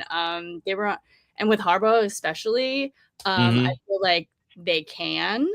So yeah, I mean, let's hoping that O-line is better this season and go from there, because they've got some great talent on that team, and it's time they show it. Dog, your thoughts real quick. Dealing with the Giants, yeah, you got to keep Cam Scatterboo 100%. You got to be able to get Jackson Dart to actually, I don't know, throw darts. I mean, the wide receiving core needs to smarten up. He can, but it's just a matter of the receiving core being able to be there for him. So I mean, you didn't even mention the biggest return from injury for the Giants is Malik Neighbors. Neighbors, yeah, that's Malik the biggest thing. Keep him healthy, and you guys might actually stand a chance in the East. There's two things about the Giants. First thing, everybody stay out of the tent. When Jackson Dart goes in the tent, everybody else stay out. That's the first thing. Coach. The second thing is, dear Giants, the Super Bowl is not Thursday night against Philadelphia, okay? You can't beat the Philadelphia Eagles on Thursday night and then lose collapse the rest of your game, and then lose collapse the entire rest of your games. So you got to play the full season. Yeah, they have to do that.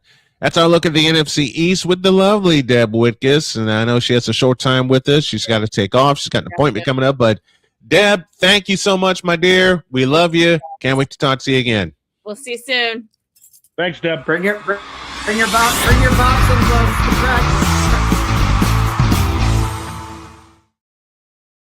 Yeah, bring the boxing gloves and knee pads. We need a break. We just need a break. Allison Moran coming on at the top of the hour. We got a little time to fill before the top of the hour. We're going to have a little fun. Snowman in the Morning, back in the deuce. This is Snowman in the Morning.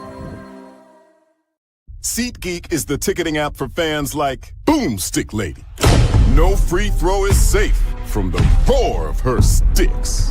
SeatGeek helps her find a seat in the direct eye line of the shooter so she can sit where her boomsticks make the biggest boom. Everybody okay? SeatGeek handles the tickets to sports, concerts, and more, so fans can fan. During bad weather, driving can become downright dangerous. What's your emergency, please? Trust Battle Vision Storm, the revolutionary glare reduction glasses that turn your sight bright during bad weather at night or during the day. Watch your ordinary vision become extraordinary. Battle Vision Storm uses light optimizing lenses that block blue rays so you see clearly in heavy rain at night or blinding snow during the day.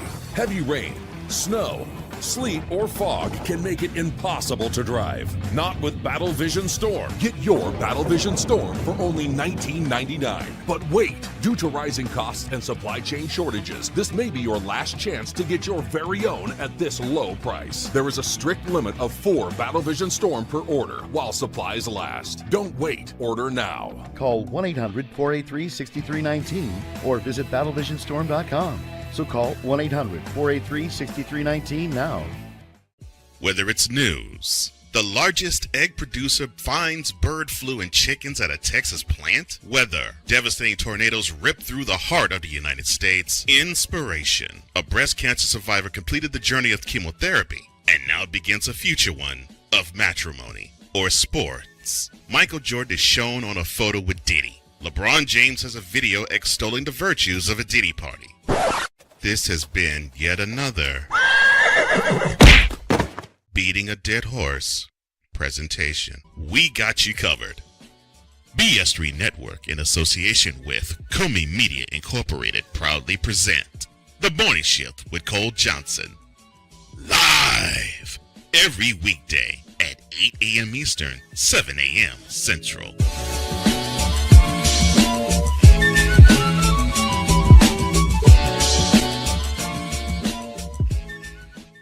Here's an important message from the Diabetes Solution Center. Do you like pricking your fingers to test your blood sugar levels? No one does, but it's important to maintain your health. And now, by wearing a small remote device called a continuous glucose monitor, or CGM, you don't need to prick your fingers anymore. It's easy to use and helps you make more accurate diabetes treatment decisions. If you are testing your blood sugar 3 or more times daily, injecting insulin, or using an insulin pump, call the Diabetes Solution Center right now. And if you have Medicare or most major insurance coverage, you may be able to get a new CGM at little to no out-of-pocket cost. Shipping is free, and we'll even bill your insurance company for you. If you are testing your blood sugar 3 or more times daily, injecting insulin, or using an insulin pump, call the Diabetes Solution Center right now to learn how to end the painful finger sticks and get your own continuous glucose monitor, or CGM, at little to no out-of-pocket cost.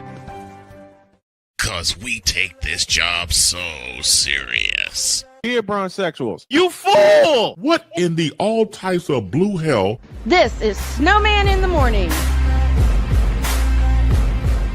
I am going to slim down again. All right, 10 before the hour. The dog is with me. Dietz is returning here. I think he had to get a caffeine refill, and I am off it. 7 full days without caffeine. And you know what this is why I keep a 2-liter next to me for the show.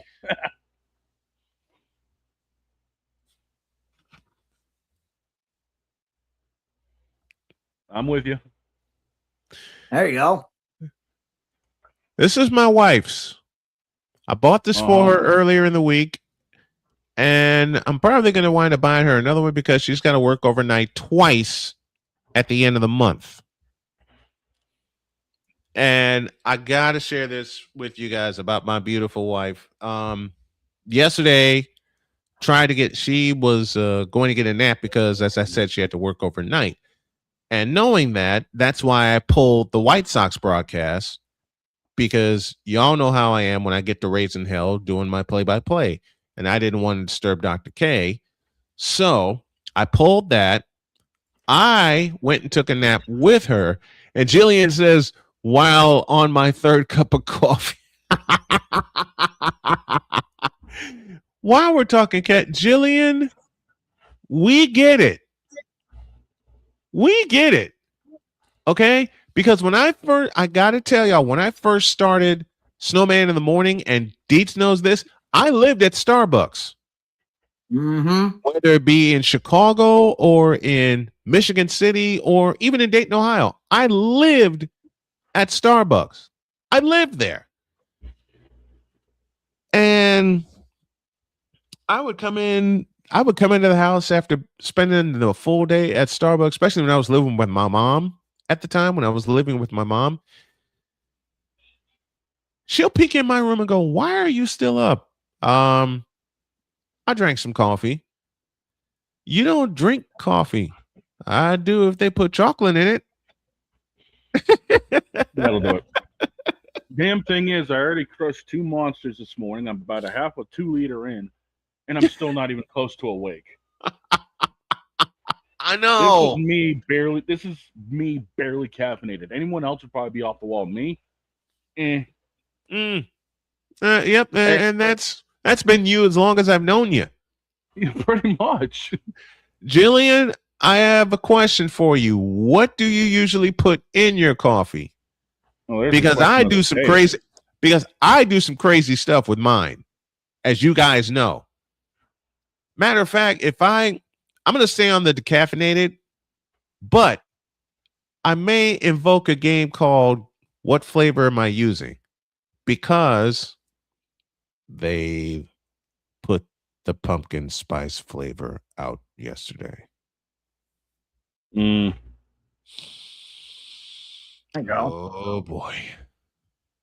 Hey, speaking of pumpkin spice, we didn't get to talk about this during our Big Ten, and we got Allie coming up so we can talk about Chicago.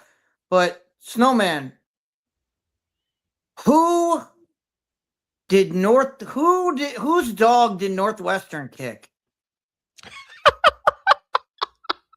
Minnesota's. Let me read you something. Saturday, October 31st. Northwestern travels to Outson Stadium to play Oregon for a Halloween night. massacre. Halloween, because they're going to get killed in Oregon. Halloween in Outson Stadium. Yeah, okay. So they're like, okay, you get to go play that game. 2 weeks after that, they are at the Horseshoe. Yep. To face Ohio State.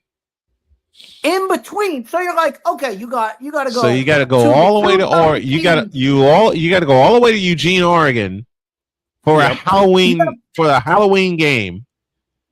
That's Halloween havoc if I ever heard it. You got to play the 2 weeks after that on the road. 2 weeks after that, both of them on the road. Yep, so you got to see in between. Oregon. We'll give you something easy. We'll give you an easy one. No.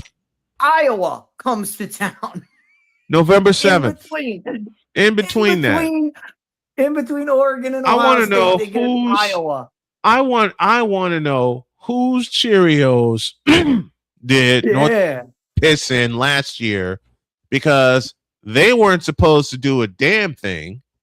They beat Minnesota at Wrigley Field because Minnesota can't kick, and they wind up not only being bowl eligible but winning their bowl game.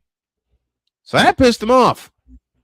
Yeah, I think what happened was the powers that be in the NCAA decided to say, hey, you know what? We're going to take this new EA College Football 27 and prove that it doesn't suck by giving Northwestern an absolute BS schedule for 3 weeks. And it's brutal.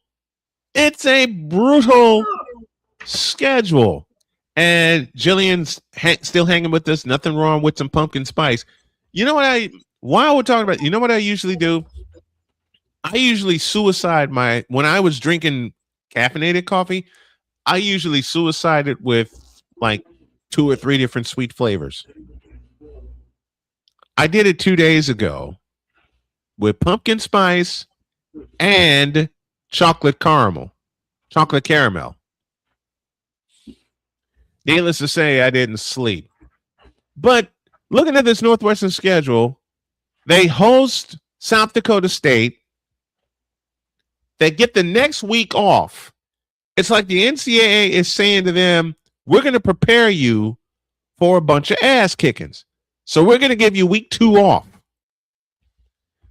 Then all hell breaks loose because they host Colorado in the last game at Martin Stadium. Then they go see the champs on a Friday night.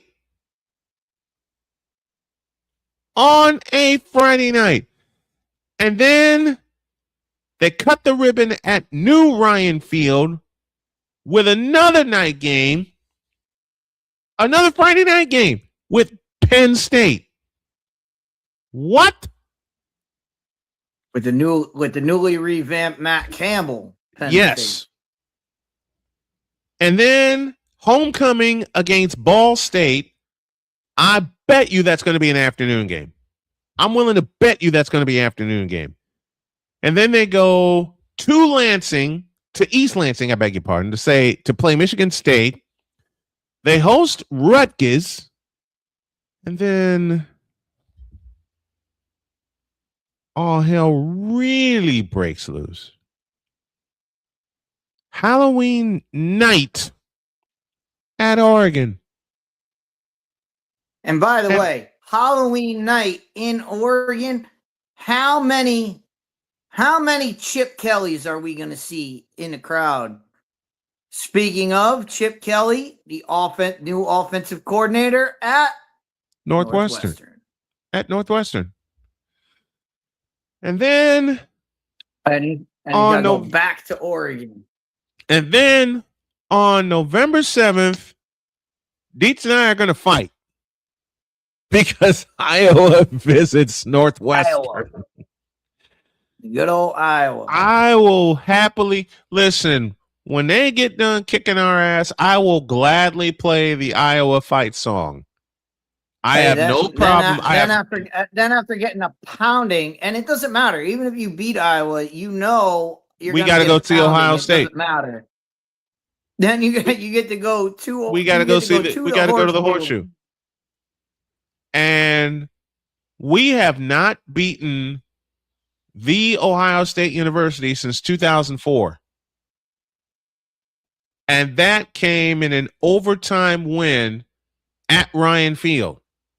Because I remember watching it, and I had a bet with somebody, and she said to me, there's no way Ohio State beats Northwestern. I said, oh, yes, there is.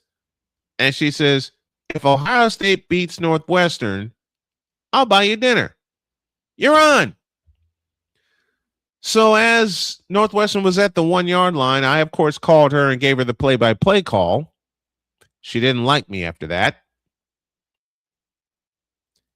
because she called back and said, I guess I owe you a dinner.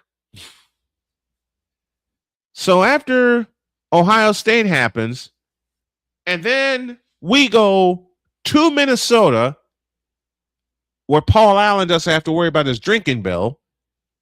And then we host Illinois. For the first time in a while, Illinois and Northwestern are coming off of bowl wins.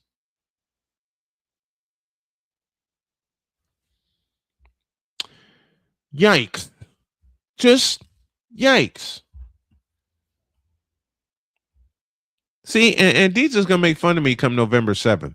I already know this. Deets is going to let me have it. Every time I try to call a play and call it professionally, he's going to have a dig for me. Of course, he's going to mean it in fun because we all have fun here. But I already know what's going to happen. I was going to march into Ryan, and I hope the opposite happens. I'm a Northwestern fan. I can't help it. But I was going to march into Ryan Field ready for war. We'll see. We got a break. Allison Moran and the Token Female take over for our number 3 in a deuce. This is Snowman in the Morning. Here's an important message from the Diabetes Solution Center. Do you like pricking your fingers to test your blood sugar levels? No one does, but it's important to maintain your health. And now, by wearing a small remote device called a continuous glucose monitor, or CGM, you don't need to prick your fingers anymore. It's easy to use and helps you make more accurate diabetes treatment decisions. If you are testing your blood sugar 3 or more times daily, injecting insulin, or using an insulin pump, call the Diabetes Solution Center right now. And if you have Medicare or most major insurance coverage, you may be able to get a new CGM at little to no out-of-pocket cost. Shipping is free, and we'll even bill your insurance company for you. If you are testing your blood sugar 3 or more times daily, injecting insulin, or using an insulin pump, call the Diabetes Solution Center right now to learn how to end the painful finger sticks and get your own continuous glucose monitor, or CGM, at little to no out-of-pocket cost.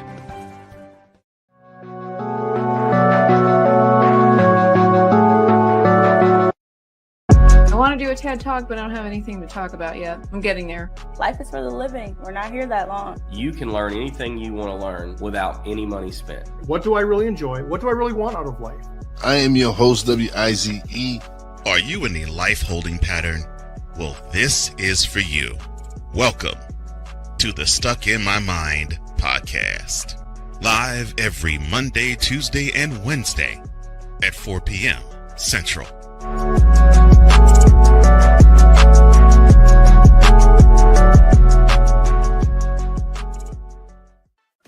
Drew Willingham. In this case, yeah, you put the blame on Kyle Shanahan for apparently not preparing the team enough for the overtime rules, supposedly. Cole Johnson. Peyton was considered the winner, and he was the darling of all darlings for Gerald. With a special appearance by Tyrone Alizé McDummy. Ain't nobody calling me. Text. Delete! Delete! Delete! Delete! Delete! Delete! Join these two football enthusiasts as they give you Total Football Talk. Live every Monday at 4 p.m. Eastern, 3 p.m. Central on the Sertoba Media and the Comey Media YouTube channels.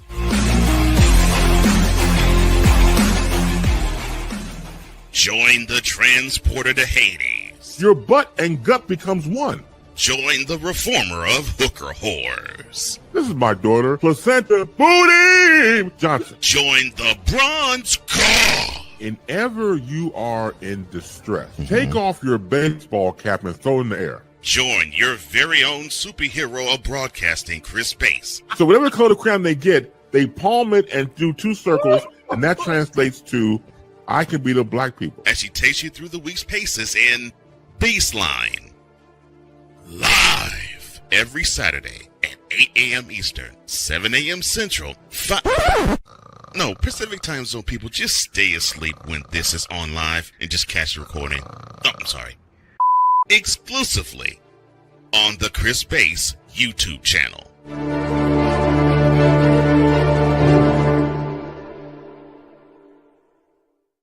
Cause we take this job so serious. I'm on Alarm Island. Give me them cocks! What in the all types of blue hell? This is Snowman in the Morning. Why?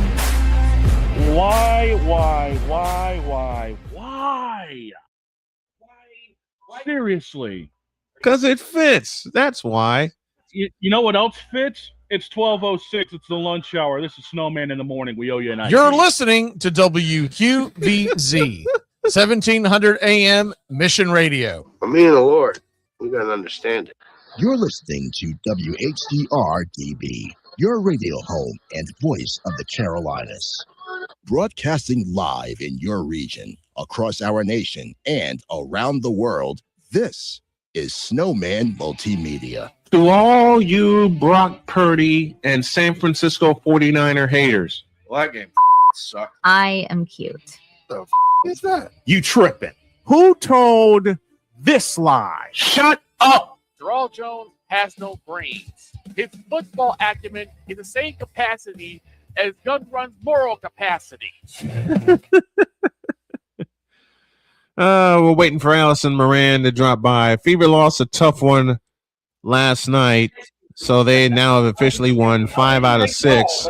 Yeah, and it's proven Dietz's theory to be true that whenever it's a television game for the Indiana Fever, shenanigans happen.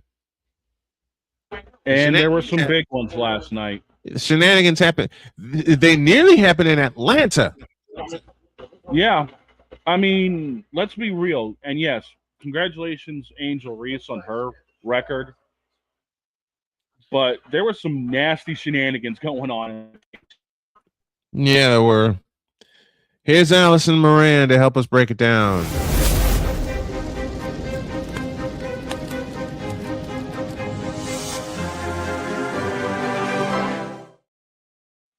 He does indeed set the standard, and in her 4th season with Snowman in the Morning, damn, Allison Moran. I feel old already. How you doing? Happy Friday. Yes, indeed. What's going on, Allie? Doing okay. Doing okay. Happy Radio Week to you, my dear. Thank you. Everything that you have done and accomplished, and thanks for allowing us to revive the token female and add the 21st century video twist to it. I mean, we love doing this. I love you guys too, especially you, Snowman. Thank you. Don't tell Jody. No. I get it. Like a brother. Oh, she knows. Yeah. She knows. Okay. Why? Let me begin with this question. Why is it, to borrow from Chris Dietz, that whenever the Fever are featured in an 8:00 game, shenanigans happen? You know, single doggone game this year. I know. Every single one. Were you on play-by-play for it? Last night, no. No? Okay. So we can't blame you this time. No, he wasn't on it. But not only is it the 8 o'clock games, it seems like shenanigans hit, but anytime they're on the ABC, Atlanta. Tell me I'm wrong. Come on, you look at these teams. You've got two very fiery, out there individuals on the team, and Angel Reese and Sophie Cunningham. You know, and we've called Sophie Cunningham the enforcer for as long as she's been in the league, and that's just who she is. She stands. She's a preacher.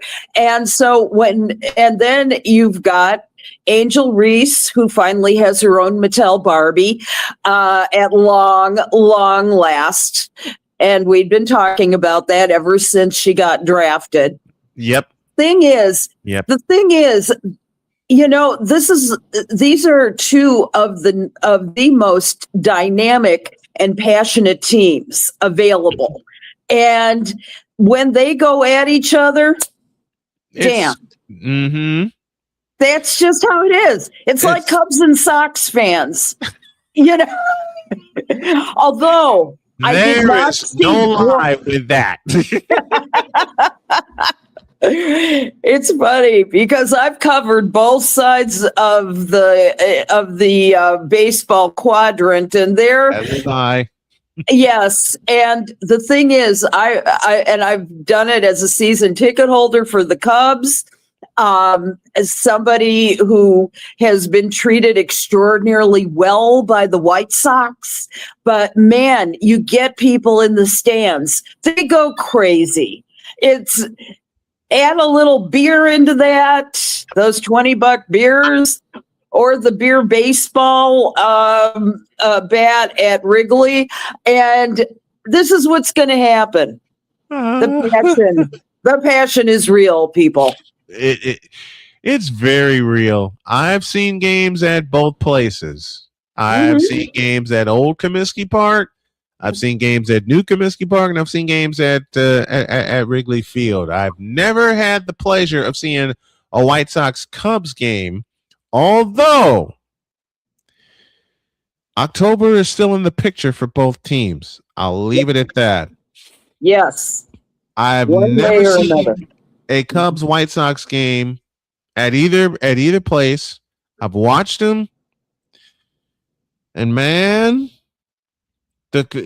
I'll tell you all this story. I was working at Ho Chunk Sports Complex in 2006, and the White Sox and Cubs were playing. It was July 1st, and the Cubs had the lead going into the 9th inning. Note the key capitalized word, had, because they got the first. Ryan Dempster was the closer. They got the first two men out, and at this time, Victor wasn't working with me. I had him in my earpiece, broadcasting the game for me while I'm watching the kids. Then Ross Globe gets on base, Jermaine Dye gets on base, and on a 1-1 pitch, AJ Przinsky smacked one out of the ballpark. I love AJ. I so love AJ. So do I. So what happened? In the concession stand all come flying out at me while Victor is doing play-by-play for this home run, and they tell me AJ just hit a home run. I get a break finally, and I say, update from Wrigley Field. AJ Przinsky, and I paused for a little bit, and everybody was looking, including the kids, and I said, has just hit a 3-run home run. The White Sox fans on my right go ballistic. And I gave the updated score. I said, we're going to the bottom of the 9th. White Sox 8, Cubs 6. And Allie will love this part because I had a bunch of Cub fans to my left that all screamed at the top of their lungs, no! Oh, yeah. That's what we would have done. Later that day, we all were cracking up at the Cub fans and White Sox fans alike. We were hanging out in the concessions when I had a break. We all were cracking up at that. That is awesome. The divide is very real, but if you put a bunch of Cubs and White Sox fans together and there's beer involved, there will be some comedy. I have seen it. If you want comedy, you should see what I've got standing next to me right now. I got a couple of friends doing the Biggie New Day dance right now. Oh no, not that. That's We why got I've a been- camera on them, maybe. That's gonna be fun. Do they have wait till the new? pancakes? That's the biggest question. Huh. What's that? I said, but do they have pancakes? No, they ate them. Exactly. the New Day. Exactly. It's the They New Day. ate them. Yes, Can I say one more thing off topic for it. about the what the controversial WNBA games have done for the league? Do you want me to tell you? Go for it. WNBA games on the ESPN networks are averaging 1.2 million viewers a game. I mean, those are unheard of numbers in previous years. That was half. But look at now you've got these controversial and fun players and rivalries and personalities that make the game more interesting to watch. So that's part of the reason why it's starting to become showtime to my mind. And must see viewing in that regard. So I'm, as long as nobody's drawing blood, right? Or maiming, it's all good. It's creating more of an interest in the league. However, the first time somebody slams their head into the court, I am saying it's got to stop. Yep. There was a game where the Fever played Atlanta, and Dog and I were talking throughout the course of that game, and he even asked me, Jody even asked me, "You going to put the headset on for that one?" Nope, I'm on a boycott. And she says, "Why?" I told her why, and she says, "Good move."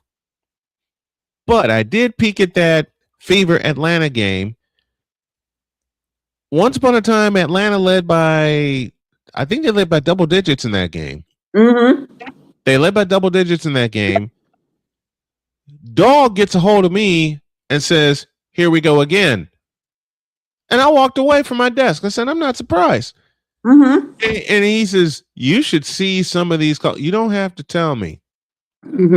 Angel Reese and Caitlin Clark get together. Shenanigans happen.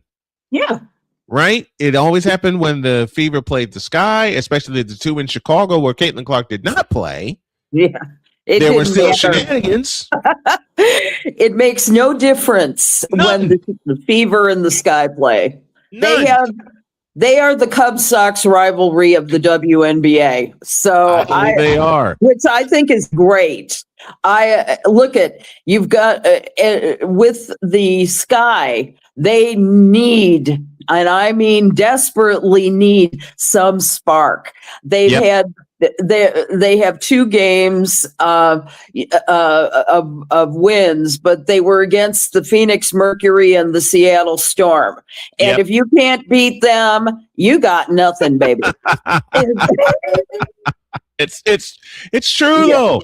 It is very, very true. We went to overtime the first time we played Chicago in what was a terrific game.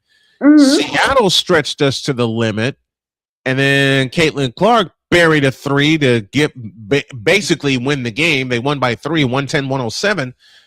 So the biggest fears that we have talked about are happening in Kathy Engelbert's eyes. The Fever won 5 out of 6.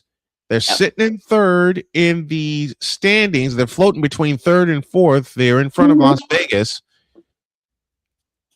And then there's the thought The what if thought from last year is what if they hadn't called that ghost foul on Aaliyah Boston in Game 5? Yeah. In Vegas, and that occurred at the end of regulation. Mhm. And my stance is they don't call that foul. Indiana sneaks out of there and wins the series the same way they did against Atlanta. It certainly is possible.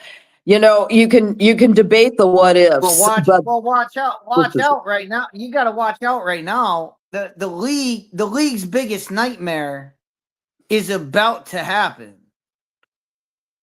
If you get Minnesota, Indiana.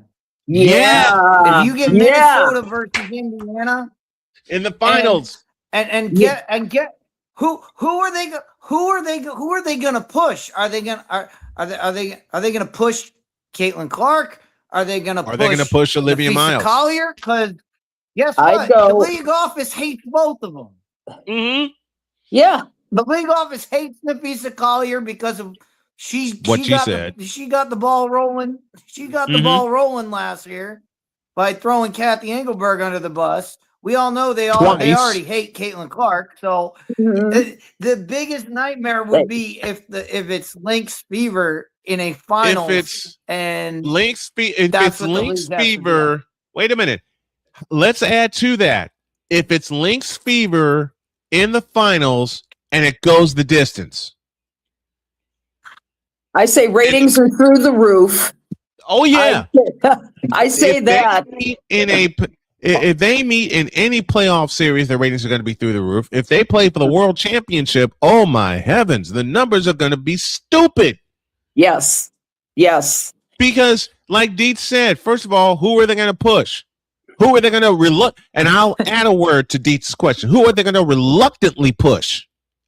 Who are they going to reluctantly push? Yeah, because if you remember last year, they're going to have no one to promote. They're going to have no one to promote the game. Right? How are they going to do? Both star players. Both star players. They hate them. And it could come down to that because Indiana's fighting their stride. They are one of the highest scoring teams in the league. They have the most 100-point games this season. They've done a hell of a lot better playing as a team. You know, with all. Dietz said it earlier in the week. All the controversy now is floated towards Sophie Cunningham, so Caitlin Clark can just play ball, and they have gotten their act together. They've won 5 out of 6. You got Minnesota, who's just blowing people away, sitting at the top of the league right now, and not many people expected it. No, let me change that. Very few people expected it because of the injury to Nafisa Collier. Then Olivia Miles shows up.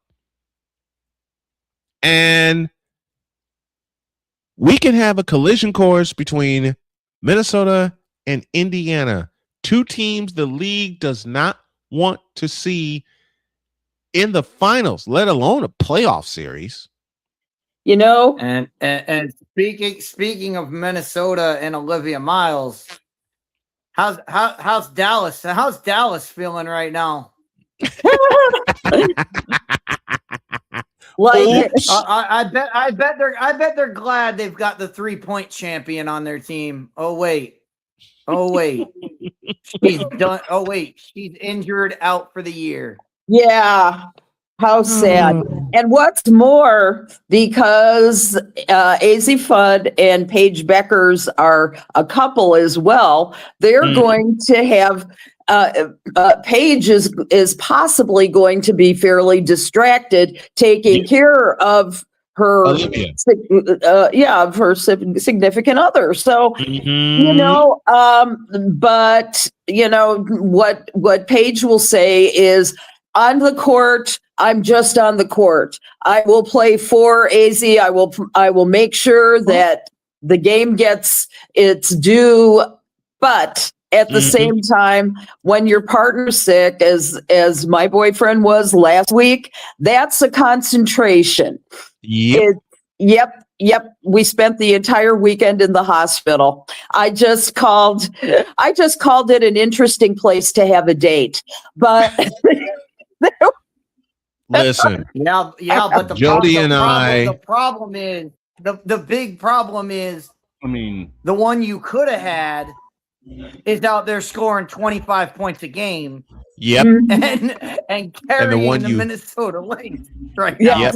I You could have had that on your team. Yeah. I mean, some hospitals have decent cafeteria food. So I mean, You know, I cannot tell you how many date nights Jody and I have had in as many trips as I've paid to the hospital in the last 5 years. Because as long as we do it together, right? Exactly. Exactly. When I came out of surgery, I saw my wife and I saw my in-laws, and my brain said, "Okay, we can go to sleep." Went to sleep.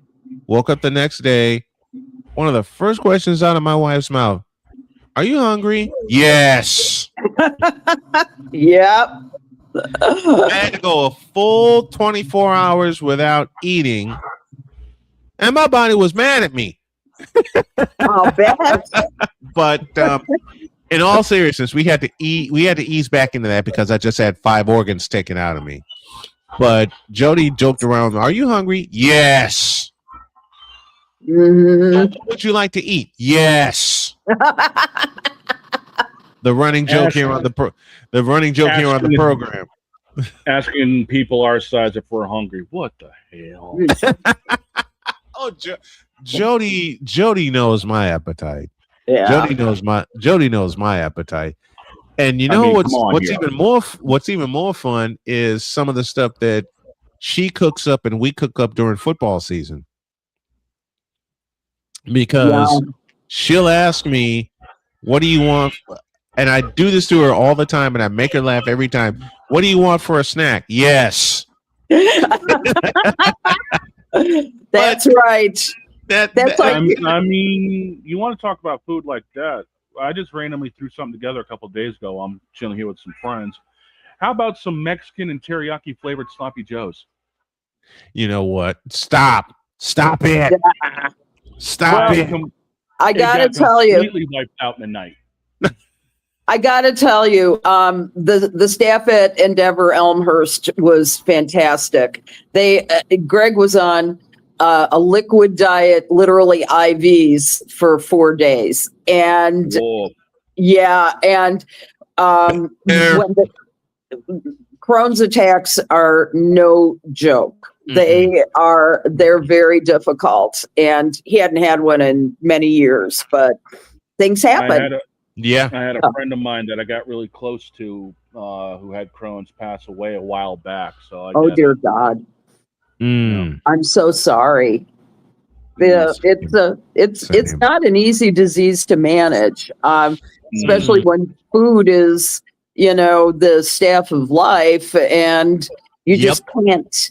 You can't believe how much management there is in what you do for it. But learned a lot with his, with what he's had to do for that. It's inspiring, and he's doing just fine now. Lost about 8 pounds in the hospital, and went down to 200 for the first time, and I don't know when. He's usually stayed between 210 and like 215, and it was unbelievable. I frightened the daylights out of my wife when we had just come home, and a few days after that, I stepped on the scale. My legs were wobbly, and it read 208. Wow! Frightened the daylights out of me. Because you're a tall guy. 6'5". Yeah, that's like waif-like for you. That's Reggie. Yeah. Everybody will get this one. That's like Reggie Miller, like for me. Because he was 6'7" and 180. Yes. My mother said, "You need to get down to 180. Mom, do you see how tall I am? I am 6 feet 5 inches tall. How the hell am I going to look at 180 pounds? That's like emaciated." And I said, "That's like that." I said, "That's like Reggie Miller." She says, "What's wrong with that? People will think I'm smoking." And I haven't smoked a day in my life. I mean, come on here, boss. You and I are about an inch difference. So, I mean, obviously we can carry the big frames. I've been carrying a big frame all my life. I'm at 260. I was gonna say last time I saw 200 pounds, I was in high school and 6'2". Man. Same. It was my sophomore year. I grew from 5'7" to 6'1" and just crossed 200 pounds. That's the last time out before all hell broke loose with my cancer and I got down to 208. That's the last time I was when I went away to school. When I graduated, I was 6'4" and 215. Wow. Yeah. Then Hey, I was 6. Yep. I went away to school and the dorm food happened. I was 6'4", 200 when I graduated. I was 215 when I went away to class, when I went away to school. And then the dorm food happened. Yep. And once the dorm food happened, goodbye. The freshman 20, the freshman 25. But you know what you should have done, Brian? You should have done what I did. Get mono. I got mono my freshman year of college at Drake University. I lost like, I don't know, 35 or 40 pounds, something like that. My roommate got mono. Oh, all I did was get a horrible case of the flu. Yeah. And I stayed in bed. I stayed in bed for a week. And it was the same week they had not only a basketball game going on, but it was towards spring, so they're warming up for baseball, of course. And I got a phone call saying, "Can you do public address for our baseball game?" I responded, and they heard half of my voice, and they said, "Never mind. We'll call you tomorrow." Yep. By the way, it wasn't the freshman 15; it was the freshman yes. Yes. The freshman what? I couldn't hear that. The freshman yes. Yeah. The freshman yes. Yes. Because I saw and ate nearly everything. Because as long as you have, the rule was, as long as you have an ID and it works, have at it. Here's the story. I once saw the training tables at Drake's football team and what they had to eat. And I knew the director of food services, and I said to her, you know, those portions are just damn huge. Can I get something like that? And she's like, "Oh, Allison. Oh, Allie. No. You have to understand, this is a regimented diet specifically designed for the football team." Like, yes. Why don't they win more games? It's right. Been there, done that. Same here. Yeah. I've seen the training tables for different sports. Mm-hmm. I've also seen Allie can confirm this. I've also seen the training tables for the media that they put out there. Mm-hmm. Yes, they are good. Mostly, they are very good. Yeah, I tell you this one. I had to drive to University of Northern Iowa for a Chicago State game at Northern Cedar Iowa. Rapids. Yep. Mm-hmm. Best friend lives there. Hi, Jeanette. I'm like, how am I going to get there? This is when you printed out maps. This is when you printed out maps. Yeah. I'm driving, and a friend of mine before I left said, "Just look for the Unidome. You'll be in the area." And doggone it if I didn't see it. I was in the area. Yep. And I got there. I got into the student center because someone let me into the student center because the McLeod Center floor was not that far away. What do you think I did when I finally sat down? I went to sleep. I knocked out. Good. I knocked out. and Dietz will enjoy this one. I didn't hear a thing until the then voice of the University of Northern Iowa and the great Gary Rima said, and I quote, "I'm looking for the voice of Chicago State basketball." And I sat straight up. I straightened up my tie, and I walked up to him and I said, "You're looking at him." He and I have been friends ever since. I love that. And then the food came out. And when I say the food came out, there were subs that were like that. And those are the small ones. I'm not going to mention, and Allie knows this from covering the sky with me, I'm not going to mention how much pizza they put out there. Yeah. I'm not going to mention how much caffeine they put out there. I mean, enough.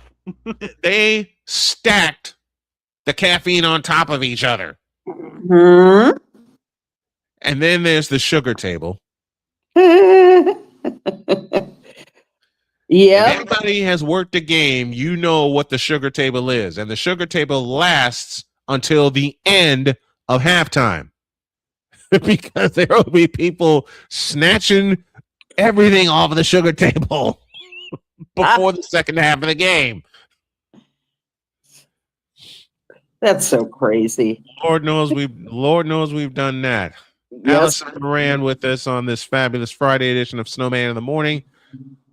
Well, talking training tables for the media and also talking WNBA and its worst nightmare possibly happening. You're talking about the transgender issues at this point, which they have not addressed. Yes, nope. you have up to 4 individuals, 4 washed up male NBA players declaring for the 2027 WNBA draft. Yes. Yeah. Allie, I don't know if you saw the show last week. I did not. I'm sorry. I made my pitch to the WNBA. What? Hire me as your spokesperson. Oh, because I did it wrong. I did it wrong. Let me do it again. Deeds, floor is yours. All the WNBA, all you need to say is walk up to the podium. Ladies and gentlemen, thank you for being here. We just had a meeting, and I just want to let you know, Enes Kanter, you are an idiot. Go away. You and the rest of your ilk, you are not joining our league. You guys are retarded. Go away. Yep. We don't need you. Exactly. That's all the WNBA has to say is these people are dumb. They're not joining our league. End of story. End of discussion. Mm-hmm. Yep. And for some reason, they can't say those words. They cannot say the words. They're too cowardly to say those words. I just don't understand why they can't get it through their head. Just tell these people you are this not is a women's league. You are not joining our league. You're not. It boggles my mind. They've had. Get me back on. They have had 3. Here we go. 3 separate meetings. Yep. About how to deal with this issue. There's no dealing with the issue. You come out and say, this is a sport. This is a women's basketball sport. That's what it's for. And all these men that want to apply, get out. Mm-hmm. That's it. Let me just... And this whole issue is put to bed. Dietz, here's the deal, though. There is no further definition of the woman except to say in the latest collective bargaining agreement that only players who are women are eligible to play in the WNBA. Now, it doesn't say that they are transgendered into it. It doesn't say that they do not define a woman as, having any biological set of attributes. So the thing is that technically Enes Kanter, as much as I do not wish him to do this, he has, I believe that him, Royce White, name I can say Royce really, White. yeah, Royce White, both said that they identify as women. Okay, where's the evidence? Where's the evidence that they identify at all as women, except for saying so? Now, that makes a mockery of what a woman is and what a transgender woman is.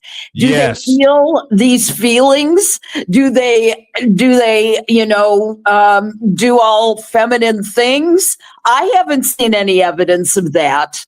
And I would like to know if indeed they'd even thought through any of this. It's ridiculous. Now, they both denied. You want to know how much thought they put into this? About a pitcher of beer. No. That sounds about right. No. That's short. Yeah. That's short. Mm-hmm. You know how much thought they put into this? That's just not true.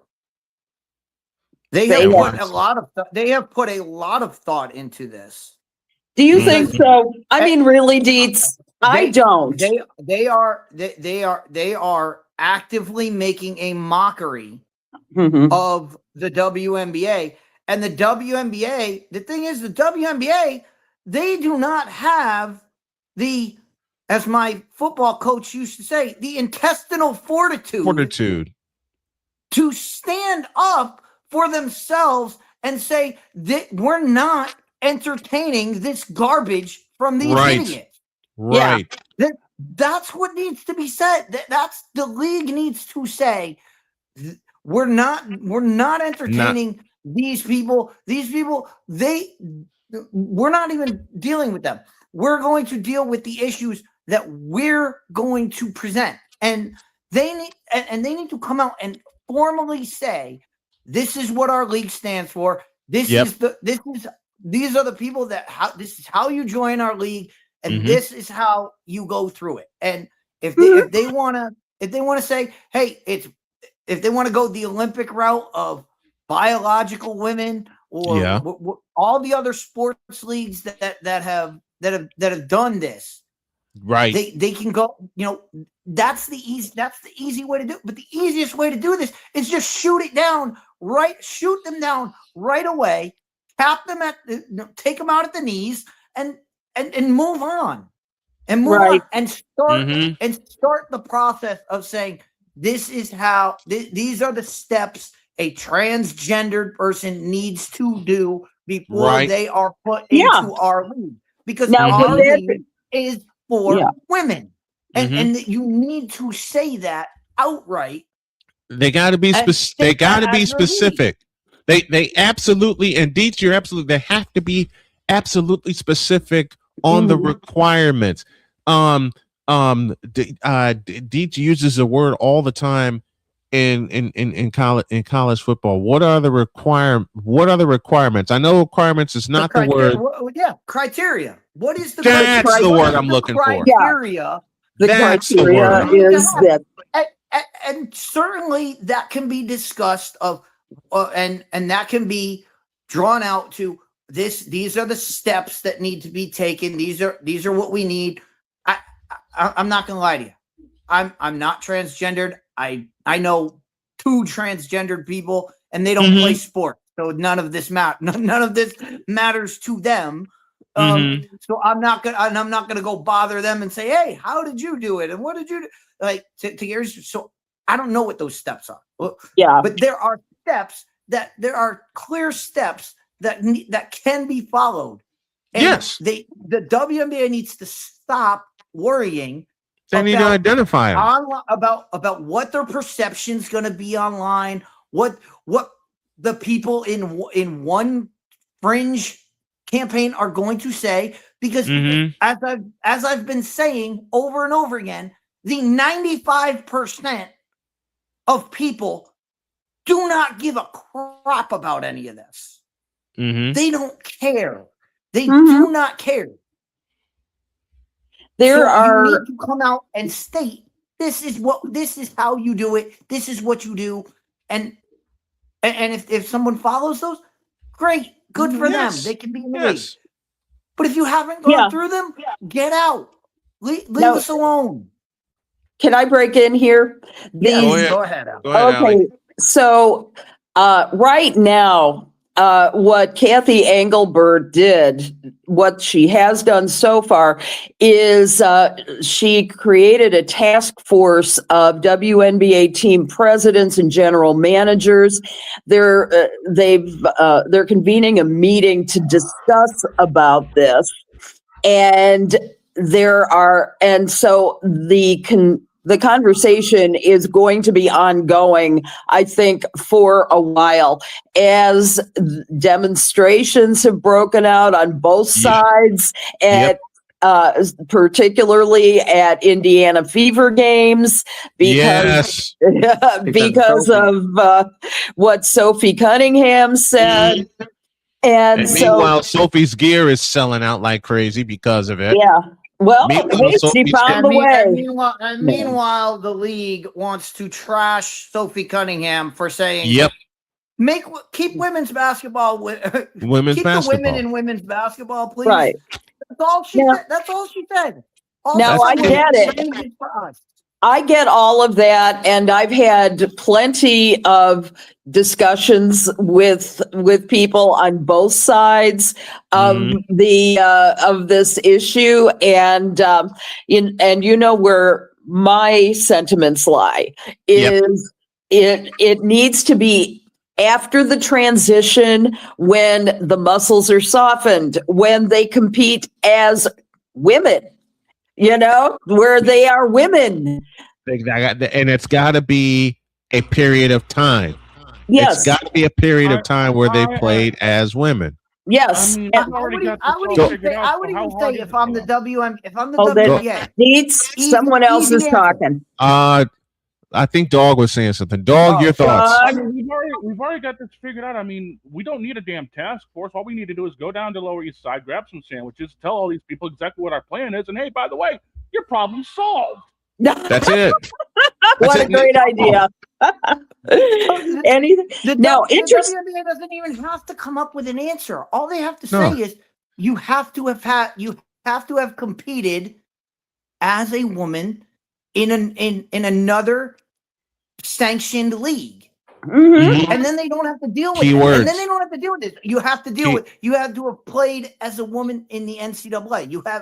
You would have had to play, in some league overseas or overseas, some other.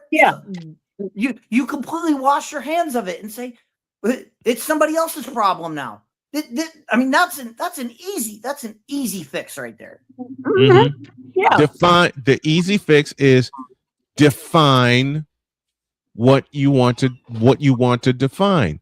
Define if you're making the transition, as Ali says, and to piggyback off what Deet says, you have to have competed as a woman in a sanctioned league, and I say give it at least 2 years.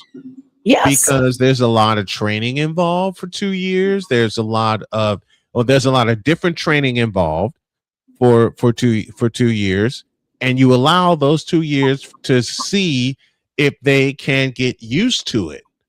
Yeah, but I think it's a great idea. The problem is what Ali just brought up is that this is going to take. This is taking to put all these committees together, to have all these meetings. It's taking time. Yes, and they don't have time. Time is not on your side here. No, time is only going to make this worse. And I brought this up last week, but there was a VTuber who came out and basically said exactly what I said the WNBA should just say, women are women. Let this be for women. And trans people, they need to have a process to become a woman. They can't and she got maligned. She got canceled by one of her sponsors. And guess what? That sponsor is out of business now. Yep. Because all of her fans jumped ship, and she went from 700 subscribers to over 1,000 in a week. Wow, that's great. This is why I'm saying, if the WNBA keeps going along and keeps prolonging this, they're not going to see any. And to be honest, none of this helps them. It's just going to hurt them.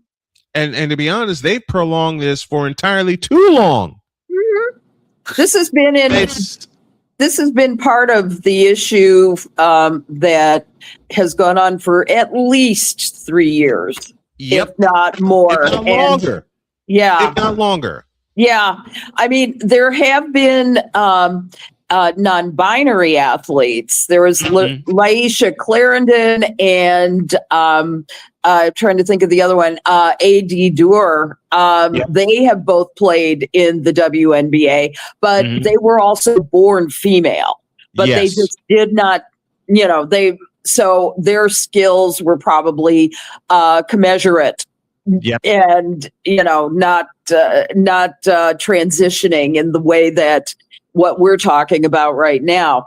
But there have been no known transgender women ever playing in the WNBA.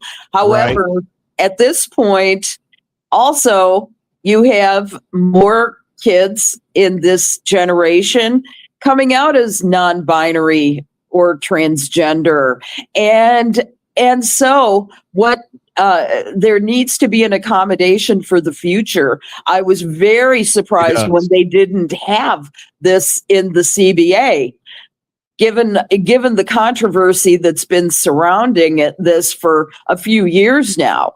And it was shocking. You can identify all you want to as a woman, and I know there's been some crazy stuff like at the Olympics, particularly in the Berlin Olympics in 1936, when it was rumored that a couple of the track guys grew their hair long and competed as women. And you really couldn't tell because they had soft features, so they could have gone either way.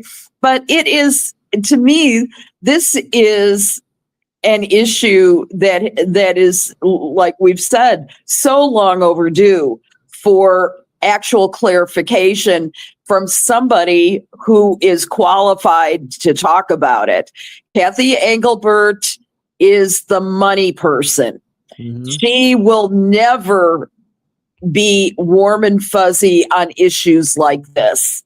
She never will. You just said it. She never will be. This should have been nipped in the bud a long time ago. Yes, because you should have anticipated. If you've been talking about, Snowman, we have talked about this over and over and over again on this show. This is the problem of there's an issue. Somebody says, "Hey, what if this happened? What if X happens?" Oh, that's crazy. That'll never happen. Right. What happens 3 years down the road? X happens, and nobody is prepared for what's coming. And they're definitely not prepared for years. And they're definitely not prepared for this. This has been, as Ali pointed out, staring them in the face for the longest time. And Deets, you said it also. The wildest what if, as far as the WNBA goes, is happening right now. It's being challenged. The craziest what if of what ifs with the W is being challenged right now, and they are not prepared to do anything about it at all. And it's going to turn it upside down. Well, what am I talking about? It's already up. It's already upside down. It's going to flip it sideways. Look at the way we're talking about it. We've got Enos Cantor Freedom and Royce White taking advantage of that gray spot in the WNBA, and really, for all intents and purposes, they're making a mockery out of the W. And Kathy Engelbert and the team should not have allowed such a thing to happen. Exactly. It should have and I didn't read word one about anything that Kathy Engelbert has done to directly address their remarks about women. About these, they now identify as female. And like we said, well, we know the reason. Hold on, Deeds. Well, we know the reason for that. They won't deal with it. They won't deal with it in their own statement. In their statement the other day, last week, they said in their statement, we're more concerned about our players being harassed online. This is what they're focused on. They're not focused on this. They're focused on online trolls. You have to balance. They know better. They should not be focusing so hard on one issue that the other plates start dropping as they're spinning. Right? It's so difficult to watch that because we all love this league. We all are rejoicing in its growth and the interest, and it's the reason why you have me on is to talk about it. I mean, if there was nothing worth talking about, we wouldn't be here, right? So it matters. It matters for the future. It matters to the kids who are coming up now who want to have real role models in the sport. I know that every player I ever introduced my kid to was somebody that they looked up to and admired. And it helped them to clarify who they were. My kid, they because they understood the players. They had an innate understanding of who those players were and how much they impacted her. And she learned. I should say, my kid is non-binary. She learned to fight. They learned to fight as a result of having these role models. And, they were around when Elena Della was part of the Sky, and they met Sylvia Fowles. These individuals made a difference personally because they were willing to come and talk to Lev and become, an influence in their life. And I could not believe how much Lev carries that today as they're doing their own, deciding on what their future is going to be. They're 21 years old. Same with my daughter Sonia. And her biggest role model is that's a greater discussion, Alex, of this league and their promotion. You always hear about this league and we're an inspiration to girls and we're an inspiration to girls. Why aren't you trying to be an inspiration to boys? Why aren't you trying to be an inspiration to all children? There you go. Play basketball. And what's interesting? I went to basketball camp for years, and you want to know who Nikisha Sales was one of the greatest people I've ever met. When I was a kid playing basketball, she was one of my coaches. That's awesome. And that's what really gets me about this league. They're so focused on, we need to be the inspiration for girls. No, you need to be the inspiration for everybody. Be the inspiration for children. Yeah. Because Children everywhere. I've talked to so many kids that are big fans of Caitlin Clark now, and I talked to kids in the past that were big fans of Elena Deladon, as you said, Allie, and Sylvia Fowles and Courtney Vandersloot. And every Kids Day that we did at the Rosemont Horizon, A, was sold out, and B, was louder than hell. Yep. Even in the days when most WNBA teams were averaging about 3,000. Yep. With the season ticket holders. I mean, Chicago actually set that stand. Well, the Sparks set the standard first because they were selling out the Forum, and then the Liberty followed. The three teams that set the standard as far as attendance goes in their arena: the Houston Comets, the New York Liberty, and the Los Angeles Sparks. The Sparks were selling out the Forum, Liberty was selling out MSG, and the Comets were selling out the old Summit in Houston. Then the Chicago Sky came along in 2014 and introduced Kids Day, and on days where teams played in the evening and they were barely drawing 6,000 to 7,000, we had 18,500 at the Rosemont Horizon, and they were all kids, and they were loving it. Yeah, boys and girls. We got to get the heck out of here because Jody's yelling at me in my ear. I know, honey, I know, but this is a conversation we have got to continue. And yeah, for sure. I was gonna say before we went, there was one last note, and it's on attendance. Allie, any thoughts about the fact that Georgia and James Madison setting the record for women's soccer, overall soccer in college, for an attendance at 25,000 in the hedges? I think that's fabulous. Beautiful. It's about time. That's what I say. Yeah, I want to see 25K in the hedges. I love it. I want to see what Nebraska. I want to see them do what Nebraska did for a volleyball match. Yes. When they took it to in the football stadium. Yeah. 92,000 fans yelling their brains out. They need to do that. What I want. That's what I want to see. Yeah. And I can't wait to see basketball. I can't wait to see women's basketball teams host their games in college football stadiums, as long as the weather cooperates, of course.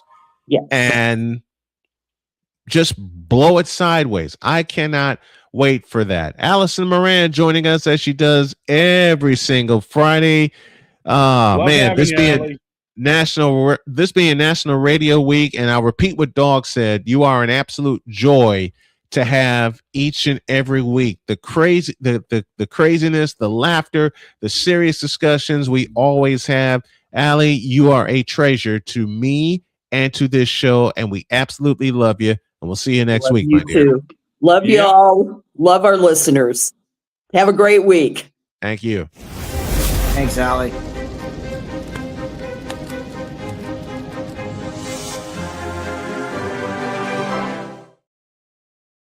Now, before we get out of here, there is some breaking news. Stupid University is adding a new class, Business Practice 101, taught by Kathy Engelbert, Associate Professor Vince McMahon. Shut up. Shut up. Shut up. Shut up. Shut up. Shut up. Now we can get out of here.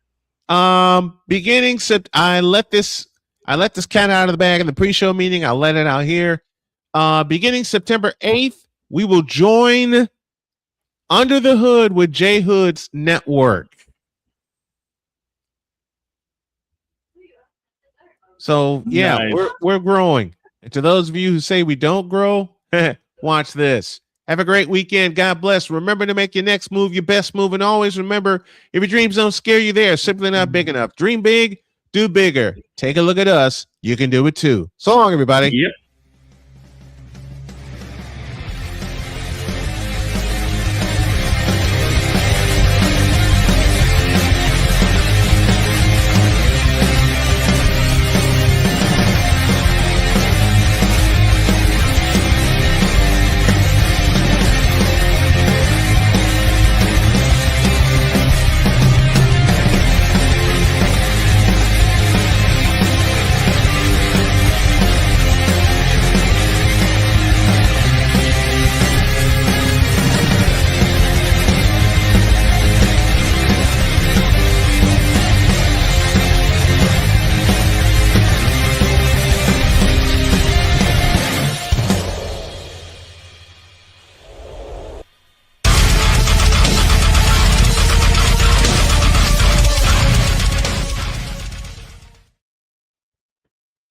Too bad you'll never see the Bruins in that closing collage.